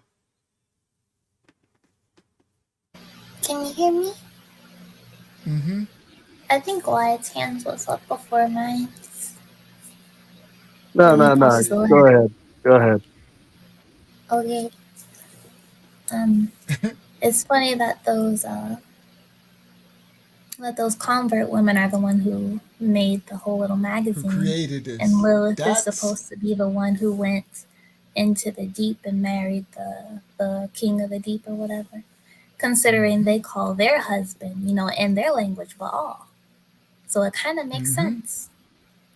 It all ties up. Mm-hmm. When I saw that part, I said, now this makes sense because of their Babylonian Talmud. They don't like Mashiach, right? So they don't like Adam in the first, they don't like the second Adam. You understand? So they definitely, you get it? So I'm like, okay, this makes sense, So they have her doing all of that, right? By balancing on a tightrope, serving chicken soup, wearing a fancy dress. They asked the Uwish women, why did you choose Lilith as a model? And they said they don't see her as a wild-haired, vengeful witch but they see her as a powerful female figure who radiates strength, assertiveness, and refuses to cooperate in her own victimization. Some of the very qualities that defined her as wicked, they use as a positive. Her independence and refusal to submit were reclaimed as positive traits. By the 20th century, the feminist rebranding of Lilith made its way outside of the wish communities and found a new home, especially in contemporary pagan circles. All you have to do, don't do this. I was going to put it up, but it's too dark. So I listen to the spirit with certain things I'm not showing, because certain things will open up doors. Don't do this. But if you do, you could do a YouTube search on this and you'll find nothing but pages. They got millions and hundreds of thousands of subscribers of witches publishing guides on how to work with Lilith. And I didn't show it because when I was doing it, I seen it and it was too dark. They getting mad. We shadow ban, but they gonna sit up there and it's tons of pages how to tap into the power of Lilith. It's Lilith. It's literally pages and pages and pages. And it's dark, witch this and witch that, and Lilith, the queen of radiation, the mother of Venus, the mother of how to incantations and I'm like, woo. And the Ryak said, don't show that. Don't show that. That'll be a portal open in people's homes and stuff. So don't Google that. Don't YouTube search that. All right. So it shows you witches publishing guides on how to work with Lil in one daily ritual practice, and this positive reinterpretation is reflected in broader American society now. The name Lilith has skyrocketed into popularity since the early 2010s. According to the biggest baby name website, Lilith became the 900th most popular name for girls in 2010. And now it jumped by 2022 to the 270th most popular name. So these people are naming their babies Lilith. Okay? So for most of Lilith's 4,000 years of history, she was mostly an unambiguously malevolent figure, dangerously, specifically to women and children and young men. But now in the 21st century, we're witnessing a twist in her narrative. And now she's heralded as a feminine god.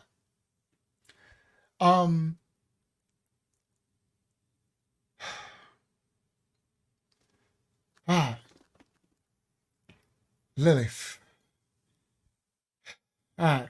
I had one more, but I kind of nailed it already. So let me do this little piece.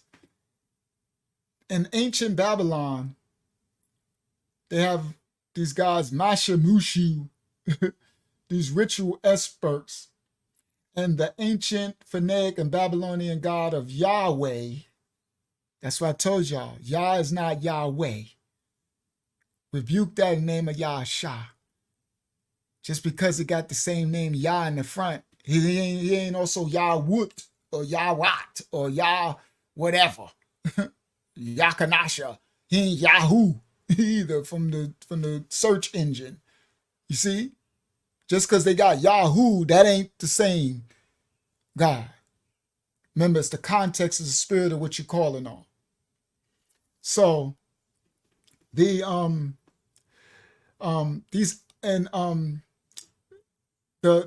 Ashupu of the Babylonian and the Mashimashu, these Babylonian, the Akkadian Lily, they see a similarity as Lashu, all of these.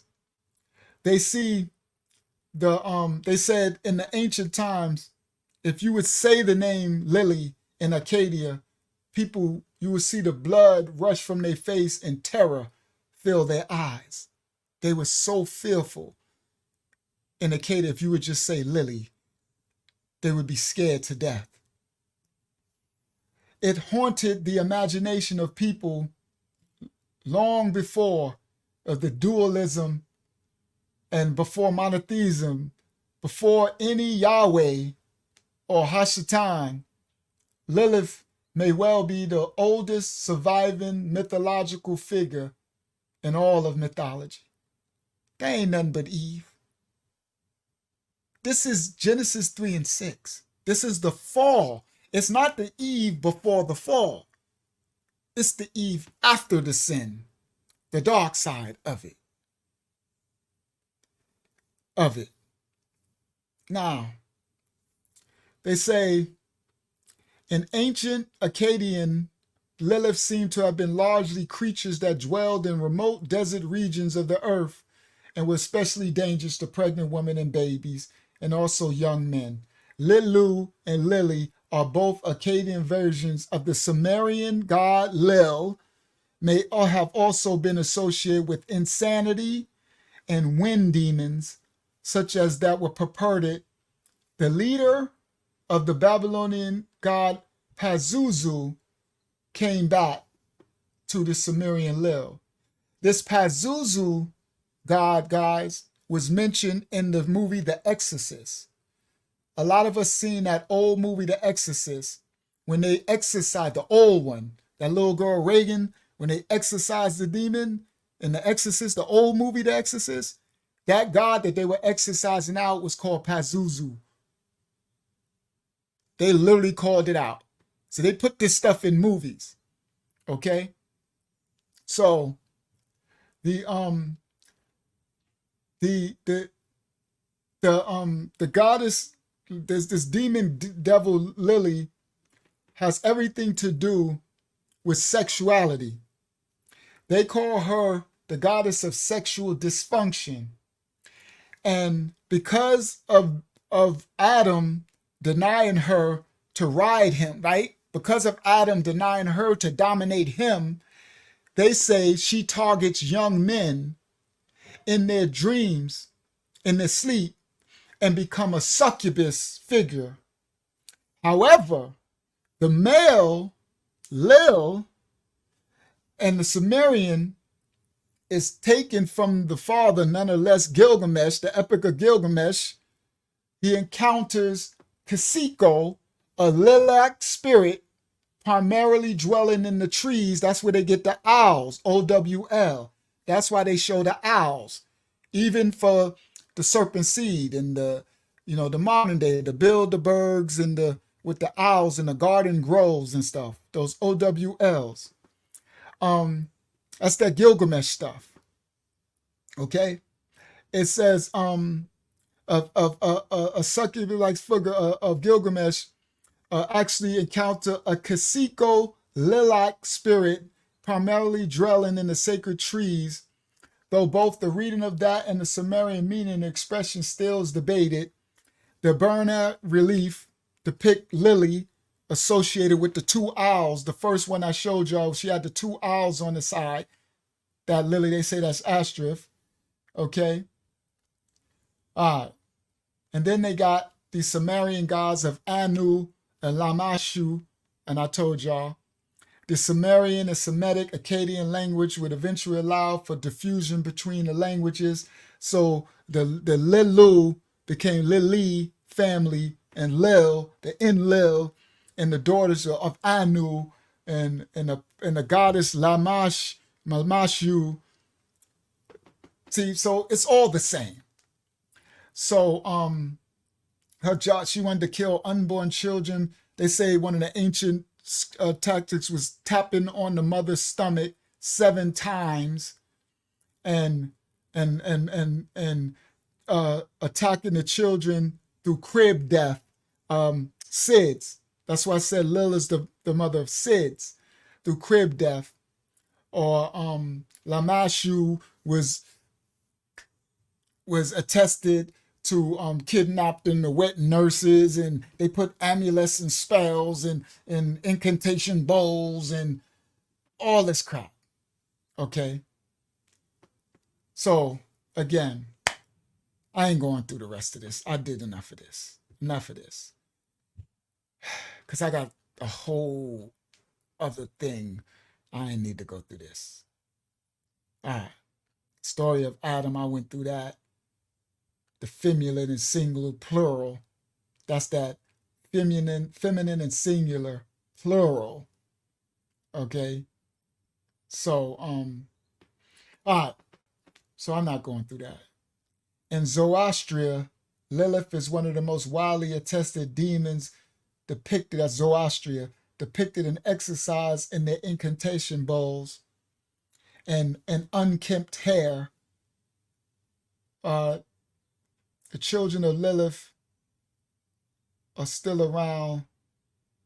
Succubus form are often combined in both divine and angelic names invoked to banish Lilith from the home and protect the inside. That's the inside of the bowl. It's worth noting that the bowls and the incantations operate of a kinds of bill of divorce. That's another one. So they looked at those incantation bowls as a divorce. Good. I'm going to end with this part. They looked at those bowls, the incantation bowls and the rituals on the bowls, as a divorce from Lilith. So it was their divorce decree, right? And they looked at these bowls as a kind of bill of divorce from Lilith. In these cases, there was, and when there was a nocturnal ejaculation taken to have been called from Lilith, when Lilith caused the men to ejaculate as a succubus, they use these incantation bowls, these rituals, as a divorce. So this is what they said in the ancient Akkadian Sumerian. They say when the men would do nocturnal ejaculation in their sleep, it would be a marriage. That forms a marriage because the first marriage of Adam and Eve is when they copulated. It wasn't going to no place and getting married under the beast system. It was the act. So they say that when the men ejaculated in their dream from Lilith, they were married to her. That's why they say they own you. That's why I say you can get this passed down. Yeah, unkempt hair is one of them, right? And that's why they say you could get it passed down through your generation.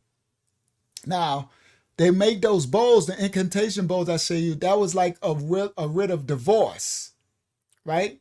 To divorce from that marriage, from the ejaculation in the sleep. They said there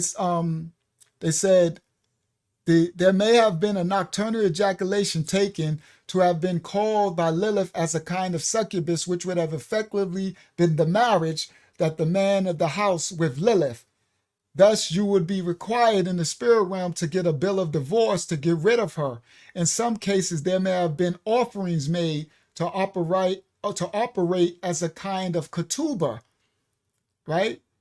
Or alimony for Lilith to get her to go away. They would pay alimony or ketubah to Lilith to get her to leave them alone. It's crazy, right? Why? She attacking the mess out of them in their dream. Them child support. They giving Lilith child support, Wyatt. That's a good one, Wyatt. Lilith was the first child support. Yo, you cannot make it up. Spiritual child support. They was that shook of Lilith. Lilith was no joke. Lil baby and Lil aborted anyway. In facts, okay? Now, facts. True Sky said fornication, basically repent and keep the laws of the Most High. And these spirits don't have no access. Divorce, facts. That's what I'm teaching. Yeah, alimony and palimony, Taj. They paying both. Literal. This the spiritual child support. They were so scared. So they said they gave offerings to Lilith as a ketubah or alimony for Lilith to go away. And yet others, Lilith will be threatened. Now this is funny, with karate. It literally says karate. So I don't know what ancient word in karate. Lilith was kicking people. Lilith knew karate. She probably knew crazy too. It literally says karate. I was like, karate? So I had to go and research. I'm like, is that right? Is that a misspell? I'm like, is this where the Asians get karate from? I'm like, are we uncovering something else in this ancient Sumerian stuff? So it literally says, to get her to go away, yeah, martial arts. You know, martial arts is spiritual, one true Sky. So that's why I was like, hold up. I said, let me do some more research and make sure this ain't misspelled. And it said, no, karate. I'm like, martial arts. Okay. We stepping into a whole nother spiritual realm, right? So it says, to get her to go away, for others, Lilith will be threatened with karate or excommunication, a kind of ban that subjected her to indiscriminate divine wrath. Now the incantation bowls became a huge genre of ancient magical ritual technology to keep her away. Okay? All right. So I showed y'all the incantation bowls. All right. So, Lilith. Wow. I think I'm going to end there. That's enough. All right. Let me make this full screen for a sec. Because what time is it? All right, it's 12. I did almost 4 hours. That's good. All right. Yeah, the coalition said this rabbit hole goes deep. It's no joke. All right. So I had a song, please. I don't know if Yahshuah sent it to me. All right. You did? All right. I'll try to look for it. So, all right, guys. So, praise Yah. And this wasn't, just so y'all know, this wasn't the teaching I was talking about I had to do for Friday. The big one, this ain't the big one. I didn't have time to put together the big one. The big one is much bigger than this. The big one is going to show receipts of, it's going to be huge. I need time to put that together. So because I didn't have time to put that together, I'm like, okay, y'all, what you want me to do? And she's Lilith. I'm like, Lilith? Okay. Well, I guess. So I just, praise Yah. This ain't the big one yet. I need time to put that together. That lesson, when I do that big teaching I'm talking about, it's going to have a lot of receipts for you guys to be able to stand in your position and be able to show and prove that all this stuff they got out is a lie. And I'm bringing the receipts of all of it, going back, all of it. You'll be able to show everything. But it's going to take a lot for me to put together. It's a lot, a big presentation. So y'all willing, I'll be able to get that together. So Adam, Eve, and Steve. Ain't nothing changed. I don't know. Did somebody hand up? Go ahead. Go ahead, guys. Whoever hand was up, y'all go ahead. While y'all speak, I'm going to try to find Yahshua's song. Yeah. I had two things to say. One of them was just was from earlier, but there actually is a way to get co-hosts on StreamYard. I have a link to the page where it says you can do it. Do you want me to email that to you afterwards? Yeah. Just email it to me afterwards. And the second was sorry. Go ahead. No, go ahead. All right. And the second thing was about this whole Lilith thing. On Spotify, it's like they don't actually show you this on the app itself. You got to get a separate app. It's on this Spotify stats thing where it just shows you all the stats for what you're listening to or whatever. It's it's specifically a genre on Spotify that you wouldn't normally ever see on regular Spotify, but the name of the genre is literally the name Lilith. So, and it's a lot of these like female artists, like Lady Gaga and stuff like that. So it's like so they'll have you be and like listening to these artists and have you in covenant with this thing without you even really knowing it. So they got a Spotify playlist type of thing called Lilith, and all these artists are there. Wow. And I can send receipts if you need to. Nah, I believe you. I don't need no receipt. I know how wicked wicked Babylon is. Wow. And people don't even know. Yeah. Like you said, they don't even know what they're in covenant with and serving. But the artists that they got coming out with it, they know. They know who and whose they serve. Praise Yah. Thank you, Wyatt. Go ahead, Hakiyama. Oh, did you have another one or that was it? No. That was both of them. All right, praise Yah. I think I'm not sure. And after this, I guess check your spam folder again. Okay. Thank you, King. Abriya said Lilith was dropping roundhouse kicks with those talon feet. I'm sure she was. You see them claws? She was kicking people. Go ahead. Hakiyama, did you want to say something too? I wasn't sure. Okay, go ahead. Can you hear me? Mm-hmm. Okay. I was gonna say, since these convert women are worshiping Lilith, and with the study given, it kind of makes sense why a lot of their men are the way that they are. How they're, non-male and female, and how, their land is the capital of all this, because the women are raising up those men. And on top of that, they literally call out to their husband. In their language, husband means Baal. That's all I wanted to say. Facts. And yes, guys, that's why Yah has us, my people, destroyed for lack of knowledge. He has me teaching more now. Because as one true Sky said, now I need to go back and look at script again and understand. That set out to me when I read in the Isaiah one, when they talked about Lilith. That's the Qumran caves. That's the first book of Isaiah from when they found the Dead Sea Scrolls. That's the one they took out. So guys, they took it out. It was in the original, that Lilith part. They took it out, right? So I read it.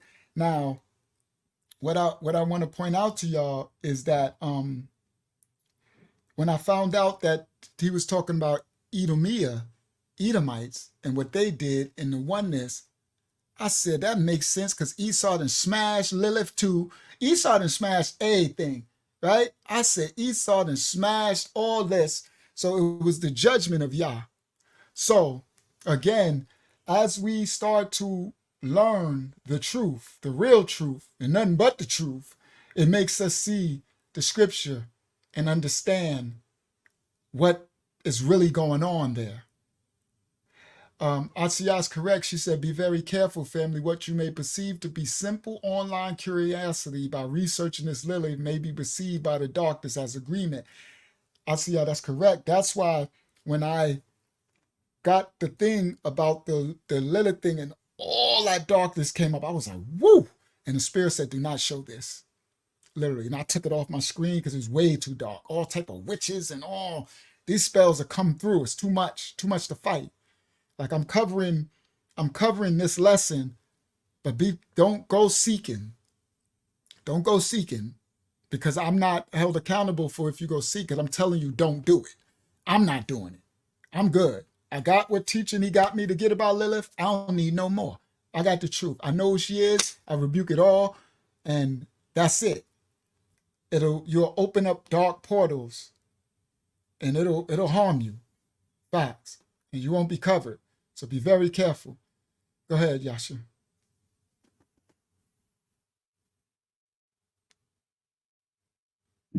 Yeah. I was having a conversation earlier this week with my big daughter about feminism, and it's crazy how this like Lilith study came about. like 2 days later, literally. So it kind of hit me then that, you know, this whole feminism thing really has nothing to do with being a woman.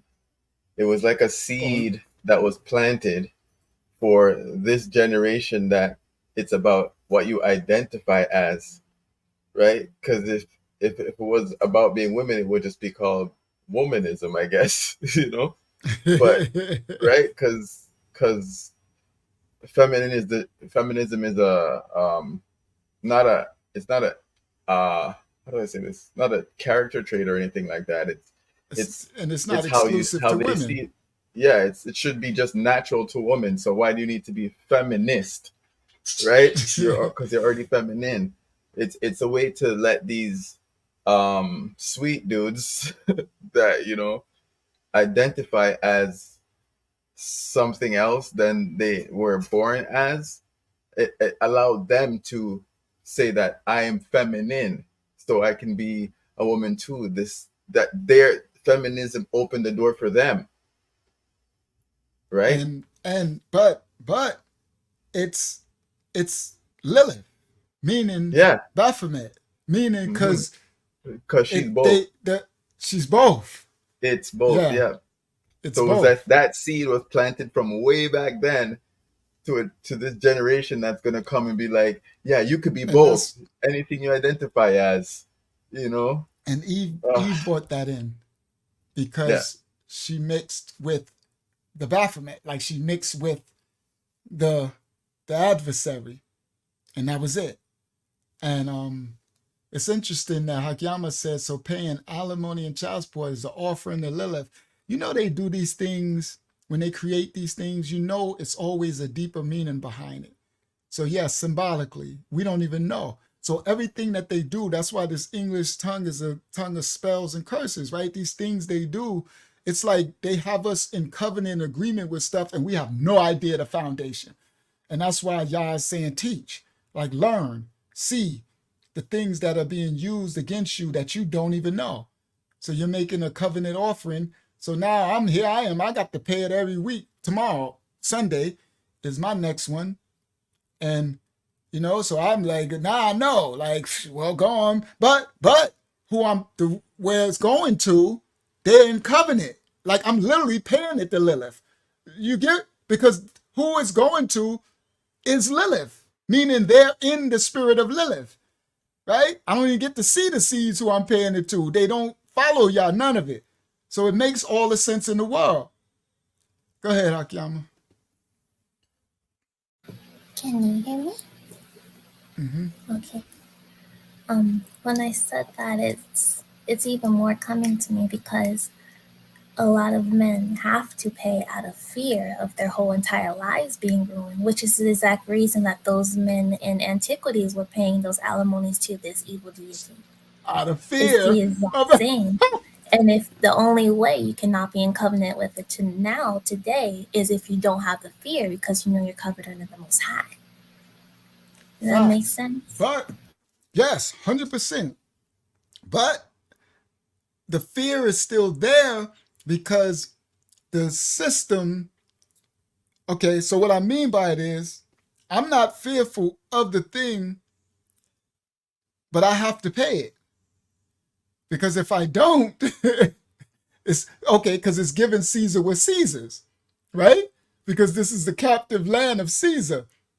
So I have to pay it. So there's a piece of fear of being locked away, right? So, and this is a perfect example. Every now and then it'll be a glitch in the system and it will act like I didn't pay, and then they'll take me to court and immediately fear. I'm telling y'all, fear. I like immediately, now I got to go to war with that fear until I get to the court, and now they have it on. Before I used to have to go to the courtroom and I'm sitting in there all day and I'm fearful because I don't know what this judge, I'm at the whim of this judge and they could do anything. And I'm sitting there in fear until it's finally over and I walk out and I'm like, oh, that's over. Until again. That's a good word, Hakiyama. The ancestors, they had the same fear. Now, but theirs was the spiritual, right? Mine's is physical. right? Because I'm not scared spiritually because they have no authority, but they can still arrest my physical because my physical is still in Babylon. So that's a good word. Very good word. So now what I mean, because I don't want to trigger no sisters who watch this, what I mean by I'm giving my money over to Lilith is because my children's mothers who's taking me for the child, who put me in it, there's no reason for it. Because if they were children of Yah serving Yah, then we would both be raising our children together, even though we're separate. You see? Because I pay for mine. I want to see mine. I want to be in their life. I want to, but they don't want that. They got my money and they don't care if I see it. So I never see the child. I don't even know the children now. So that's showing you that's Lilith. They in covenant. They took the baby. They basically killed my baby from me, but making me pay a tab, a ketubah, a doggone ransom. Literally. I'm like, this is crazy. Like, for a day that they got, and they got the authority. So what? They are the mother. They are the king. They got the chicken soup. They got the this. They got the money. They on the they got it all. Go ahead, Hakiyama. And that's what I mean by I'm giving it to Lilith. It reminds me of the newest 25 to life that you said. You know, with your young son, I'm sorry, I forget his name, but you said he didn't grow up with you and he doesn't know you. So it's almost like, you know, there's a death in between you two. Mm-hmm. And that's the killing of the baby. That's the killing of the child. Wait till the other 25 to life. When I get to the newest son, I literally had to die to him inside so it don't kill me. I had to act. It's a death. It's a little death. That's why I said on the 25 life, like, sisters, y'all gotta look. Y'all don't understand. Now the good men, the men, we love our babies. It's like someone taking your baby. That is a death, dude. That thing will drive you insane. It'll drive you crazy. Like, I was longing for my little man so much I could smell his little skin. You know, the babies, I could smell his skin and I would just weep and I'm like, I'm sick. And I'm like, okay, I have to die to him. I have to kill him in my mind and my spirit so that it don't kill me. Go ahead, Akiyama. I think I remember his name. Did you call the son Little Joshua? Like Lil Joshua? Was that his name? No, his name is his name is Joshua. Okay. I was just hoping that Lil wasn't in there at all, but that's all. No, I don't think I said Lil because he's not. Nah, just Joshua. If I did say because he was little when he was little, I guess. But no. Yeah, that's a great analogy, Hakiyama. It's a death, so it's giving the baby over and all of it. So all of these rituals, these are rituals. So they got us performing rituals and we don't even know. My people are destroyed for a lack of knowledge. So I wanted to clear that up because I ain't want to trigger nobody. I want to understand this is it's serious. So praise Yah. It is still in your soul. All right. So I had one more thing. Yep, to Moloch. All right. So let's play the song. This is a new song by Yahshuah on the screen, our brother from Mashiach Assembly. It's a very beautiful song. You'll be able to buy the whole album, I guess now, or whichever one he want to release first, or whichever. But yes, Yanel. So that's why, Yanel, I agree with you, and I empathize with your situation. That's why I said a good man. That's why I said good men. Even when I was on my 25, I kept exemplifying good men that want their baby. Yeah, I want nothing but my baby in my life, and they're taken, and they don't care. They still get the money every week and have zero. And now these kids don't even know that their daddy is so-called Uncle Yahshuah. Like, wait till they find. How do you think a child is gonna feel when they find out and start watching, be like, that's my daddy, and you kept me? Like, I would never, boy, they lucky. I would never forgive my mom. I don't got a mom, but I'm just saying, it'll be a real problem. Real problem. For some doggone shekels? when the man paid the shekels. So he paid the child support. So why when you sending me, why ain't you use money to send me to see him? The man, yeah, only Babylon. It is what it is. But again, you have to die. I had to kill it inside so it don't kill me. Because it was killing me. And then it make these demons make you go crazy, make you want to harm yourself, harm the baby mother. Oh yeah, that's the war. The demons trying to make me drive me crazy, trying to make you kill her, kill yourself. How dare, like, all that. Man, I had to die to that. I got to kill that inside and bereave it. And what's the name?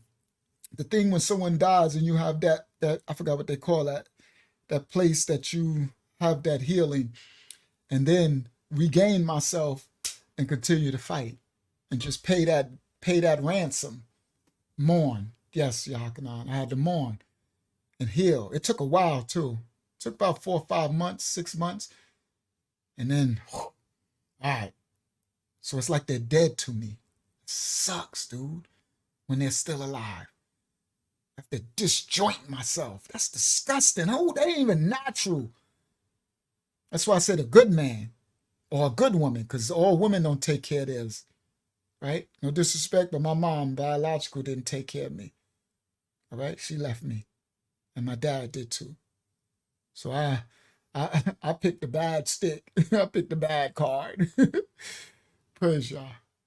All right. Yes, but we always have to forgive. And yes, you forgive, but I do not honor. That honor, one true sky, does not mean honor your parents' unrighteousness. The honor of that in that scripture means I won't ever disrespect them. So you're right, because I said I wouldn't forgive. So I apologize. That was a mistake. Because I had to forgive my biological mom and dad for abandoning me. I don't honor what they did, but I still don't disrespect them. That's the honor. I still show them the proper respect that the Most High used them to bring me into this earth, but that's where it stops. There is no, but I don't forget what was done. So you're right. I did say I would not forgive. So I thank you for correcting me. That's wrong. I would have to forgive if, let's say, if my mom did raise me and kept me away from my dad, and then I found out that he was this strong, powerful man who wanted nothing more to do with me and all of my attributes I could have learned and had a relationship, I would have to forgive her so that I could be forgiven. You're right. And I wouldn't disrespect her. That's the honor. I never disrespect. That's the honor. But I wouldn't forget. The relationship would change. That's what I mean. I know myself. Now, we are individual, the relationship would change. She would have to repent and sincerely in her heart ask for forgiveness, ask for me repentance, even though I forgive her for myself, for me to, then I would have to not forget, but resume the relationship like it never happened. But I would have to see she's truly repented. And that would have to be from the spirit. I have to tell me. Yah would have to tell me she's truly repented unto me. But then I would still be side-eyeing. I don't know. That's why you got to be careful. Yeah, forgive, but don't be caught slipping. Yeah. Yep. Honor our Father in heaven, the perfect one. Facts. That's who we honor. That other one is like, we're not going to disrespect them. But yes, we honor our Abba Yah. All right. Praise Yah, because that's who our real Father is. But great lesson in understanding on Lilith. And understanding Lilith she's here. She ain't ever went nowhere. Yep. True Scott says she may never repent, but at least we have Yah. I know that's right. That's where my healing came from, True Scott. and all of it. Even just now with my newer babies, when they took them, I had to have them die unto me, but my healing comes in my Father, the oneness. And I still battle because it's disgusting. Like my little man now, and now my ex is telling me she can't control him and he's this and he got, and I'm like, I know, because he needed me. I bet you he'd give him 1 minute with me, he'd be sitting there like, yes, sir, no, sir, right? I'll send him back, he'd be like, yes, ma'am, no, ma'am. But that's the whole point. We're supposed to be sharing custody. But Babylon gave it over to them. So go ahead, Liliths. Do what y'all got to do. You heard? Because at the end, you got to answer for that at the judgment. Praise Yah's holy name, his rightful order. Yeah, I did name them after different stages of my journey. I absolutely did, not even knowing it. All right, this song, guys, enjoy. It's a beautiful song from Yahshuah. You'll be able to buy this album. You'll be able to buy all of it. Let me see. Do I got it open already? Let me open it. Oh, I pulled it up. Okay, here we go. Present. It's called Yahshuah from Yahshuah Mashiach Assembly. Singing his little butt off. Go ahead, Yahshuah. He a rapper, a singer. This boy got some talents, boy. Go ahead. One of my new favorite songs. Praise Yah. Enjoy, guys. Yahshuah. And it's reggae. Listen to it. Go ahead, Yahshuah. Here we go.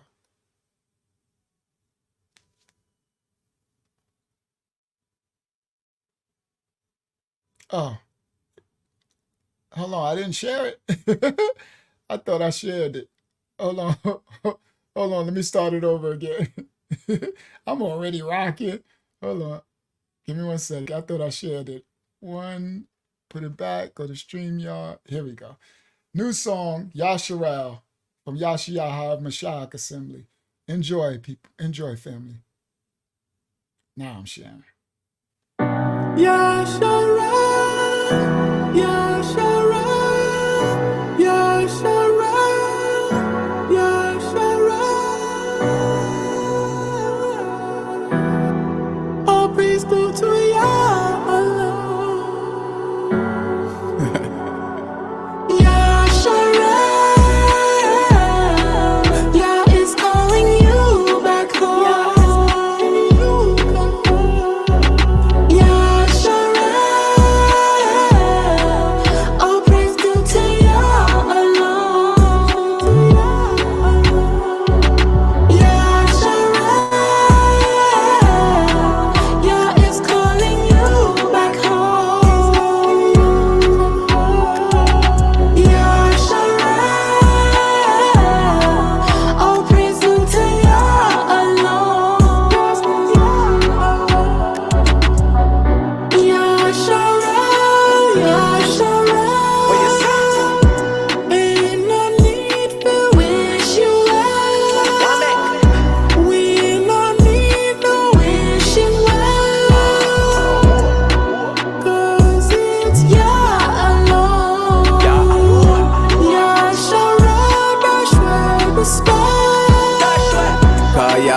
Kingdom and grace are the best.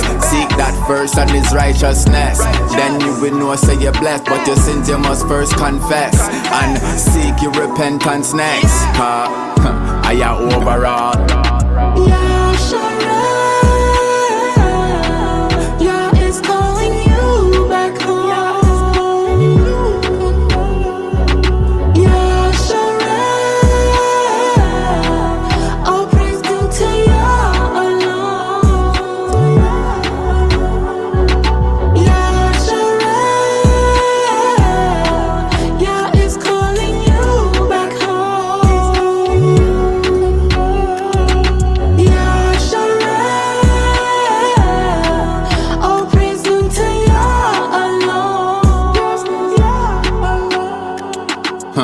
Yahshuah, my name.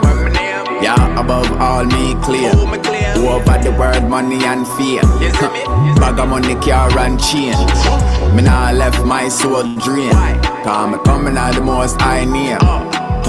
No stokes, no shame. Yahusha the sun and above all, yeah, me proclaim. Yah is calling you back home. Yahshuah, all praise due to Yah alone.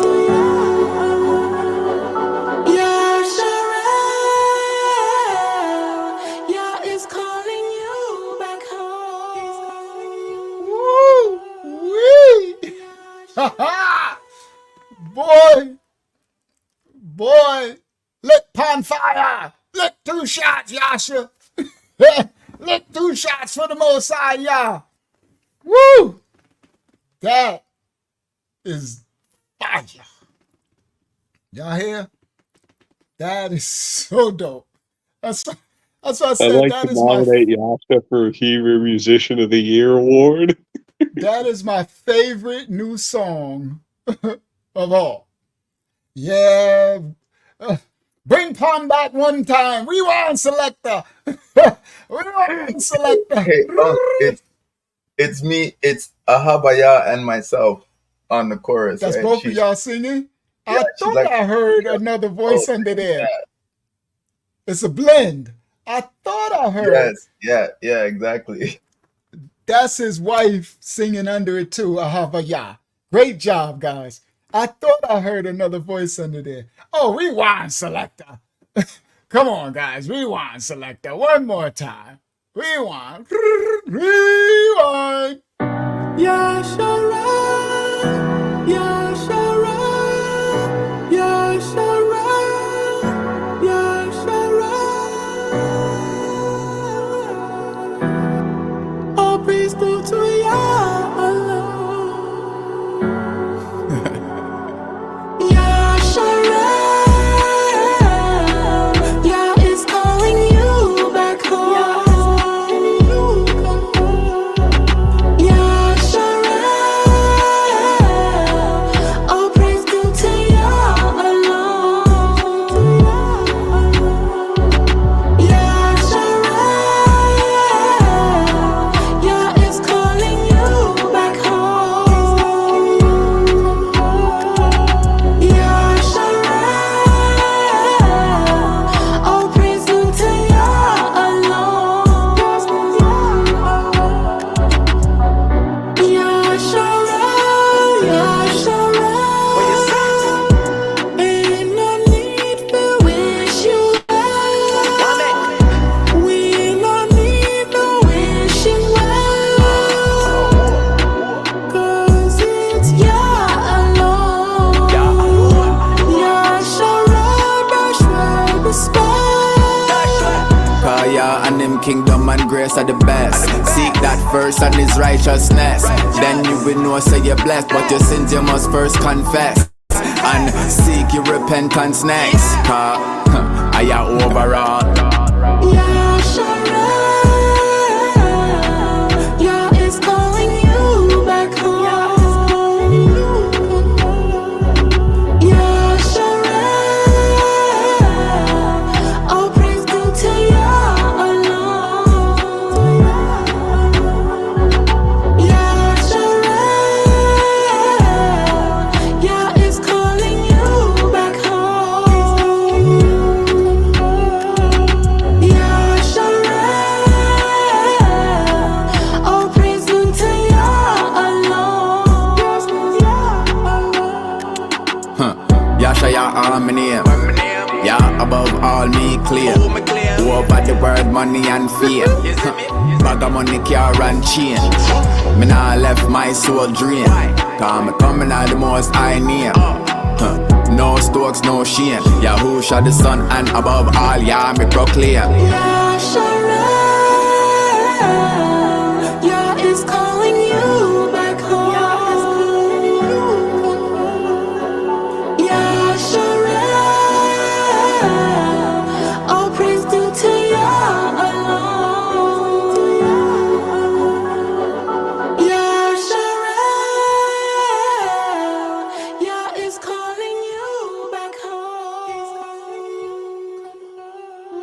Woo!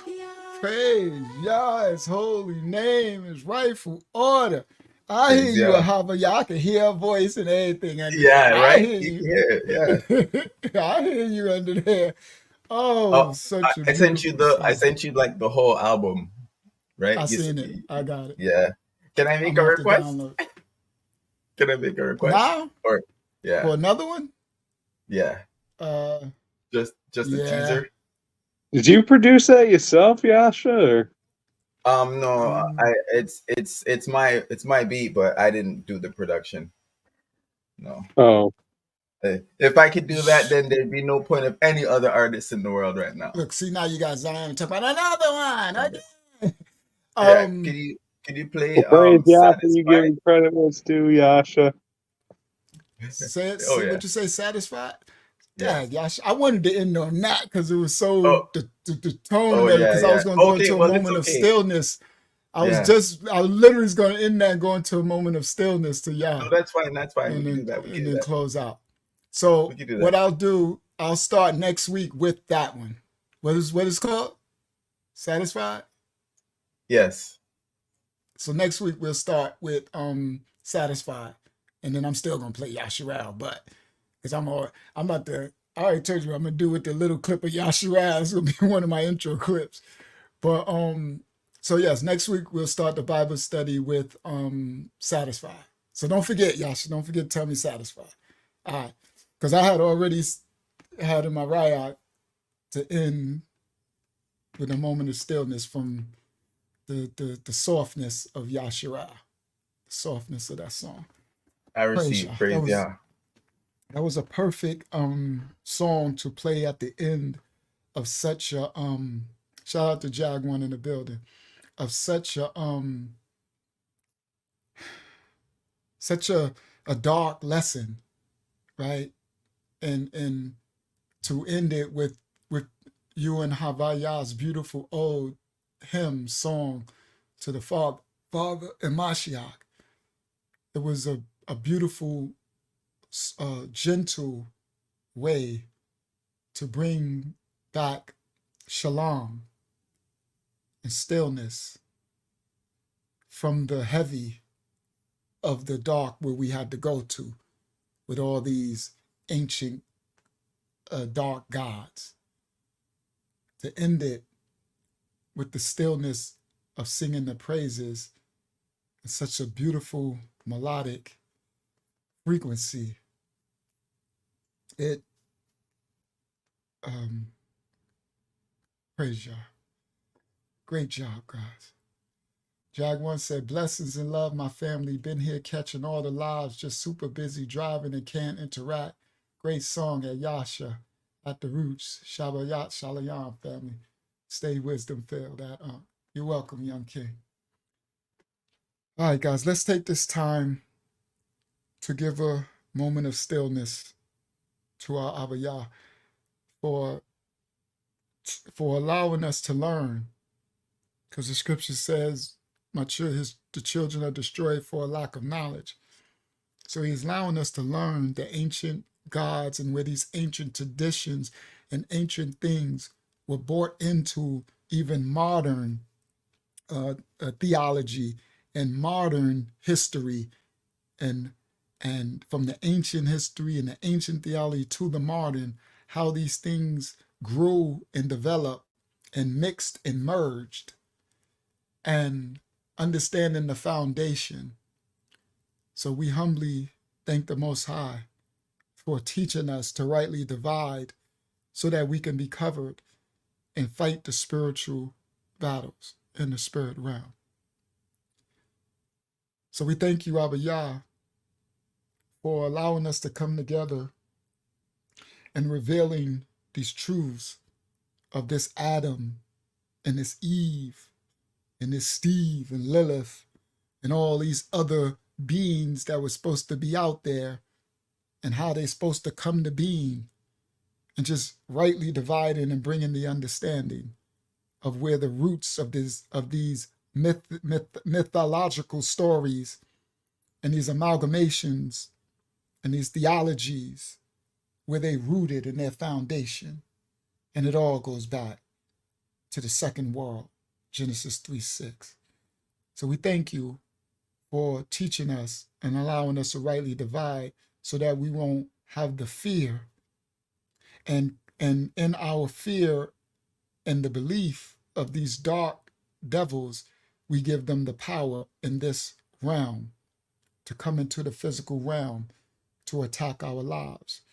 We thank you for the wisdom of understanding the sleep realm and the attacks of the spirit babies and these spirit wives and these incubus and succubus and these two becoming one, and they have no genealogy. They're both male and female, so they'll shape shift one to the other.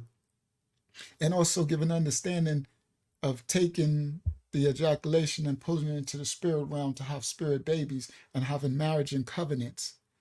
So giving the children who are suffering from these instances the ability to know what this is and whence it come so that they can fight against it. And they can make a bill of divorce by their repentance and the oneness with the fear. They make a bill of divorce by making a covenant with you, Yah. We thank you, Yah, for teaching us in this end time and continually to separate us from the world and build us up in spirit and in truth. And finally, we're allowing to see the truth for what it really is and not have to lean on our own understanding, but knowing in our rayaks individually that our rag says this is true, because truth is felt. It's a spirit. It's you. It's your spirit, Amat, the rayak of Amat, the rayak of truth. Amayat, rayak, spirit of truth. We love you, Yah. And in the scriptures you say, be still and know that you are. And you told us you exist in the stillness. So we take this moment on your holiest of days, your Shabbat, to be in your presence in the stillness with you. So everyone to the sound of my voice, be still and know that he is Yah. Let's go into a still place. Starting now.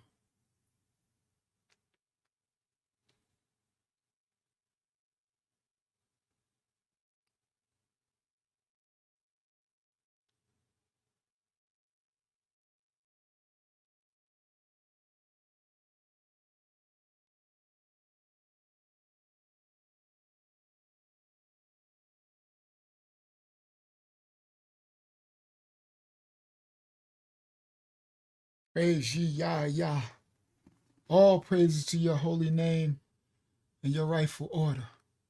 We humbly come before you, Yah, with all thanksgiving.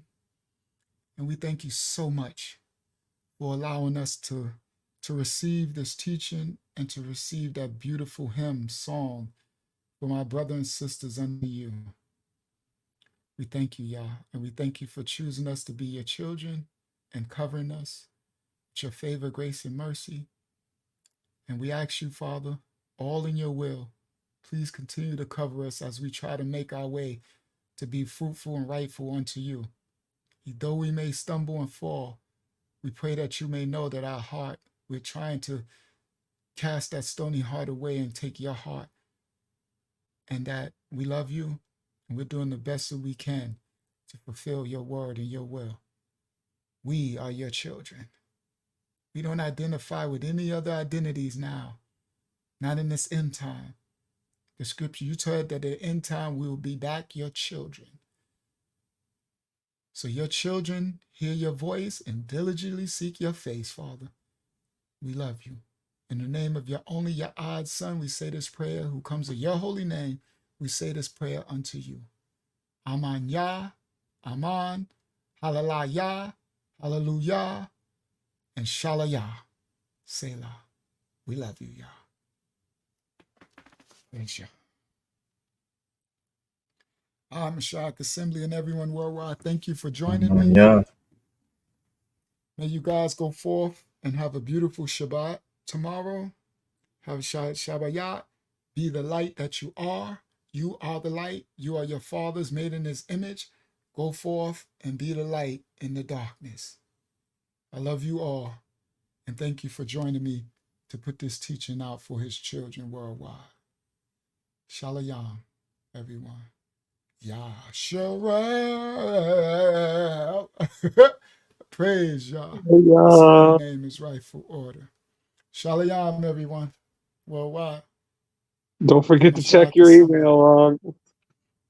I will. Shalom, guys. Love you. Love you all. Shalom. He adds secures and hooks us tight. A gift from Yah, eternal life. He sent his son a sacrifice to show how much he loves us. You are loved, you are loved. You are loved, you are loved. You are loved, oh, you are loved. You are loved by Yahuwah. Praise Yah. Praise Yah. Praise Yah. Hallelujah. Hallelujah. Bible study every Tuesday, 8 p.m. We having a Zoom Bible study. I'm gonna put email me for the link. I'm a lion of the tribe of Judah.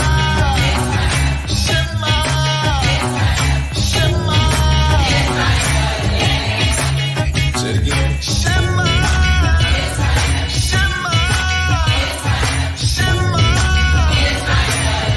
You are the precious chosen people of the Most High.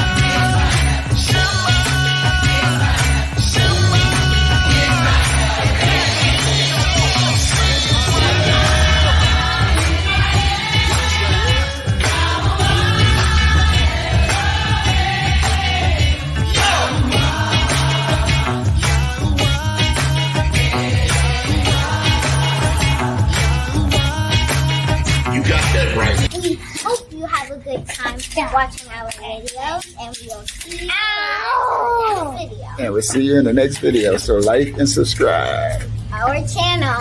Yeah. We are the true Hebrews, the true and real Israelites. We are the true ones that fulfill Bible prophecy and scripture.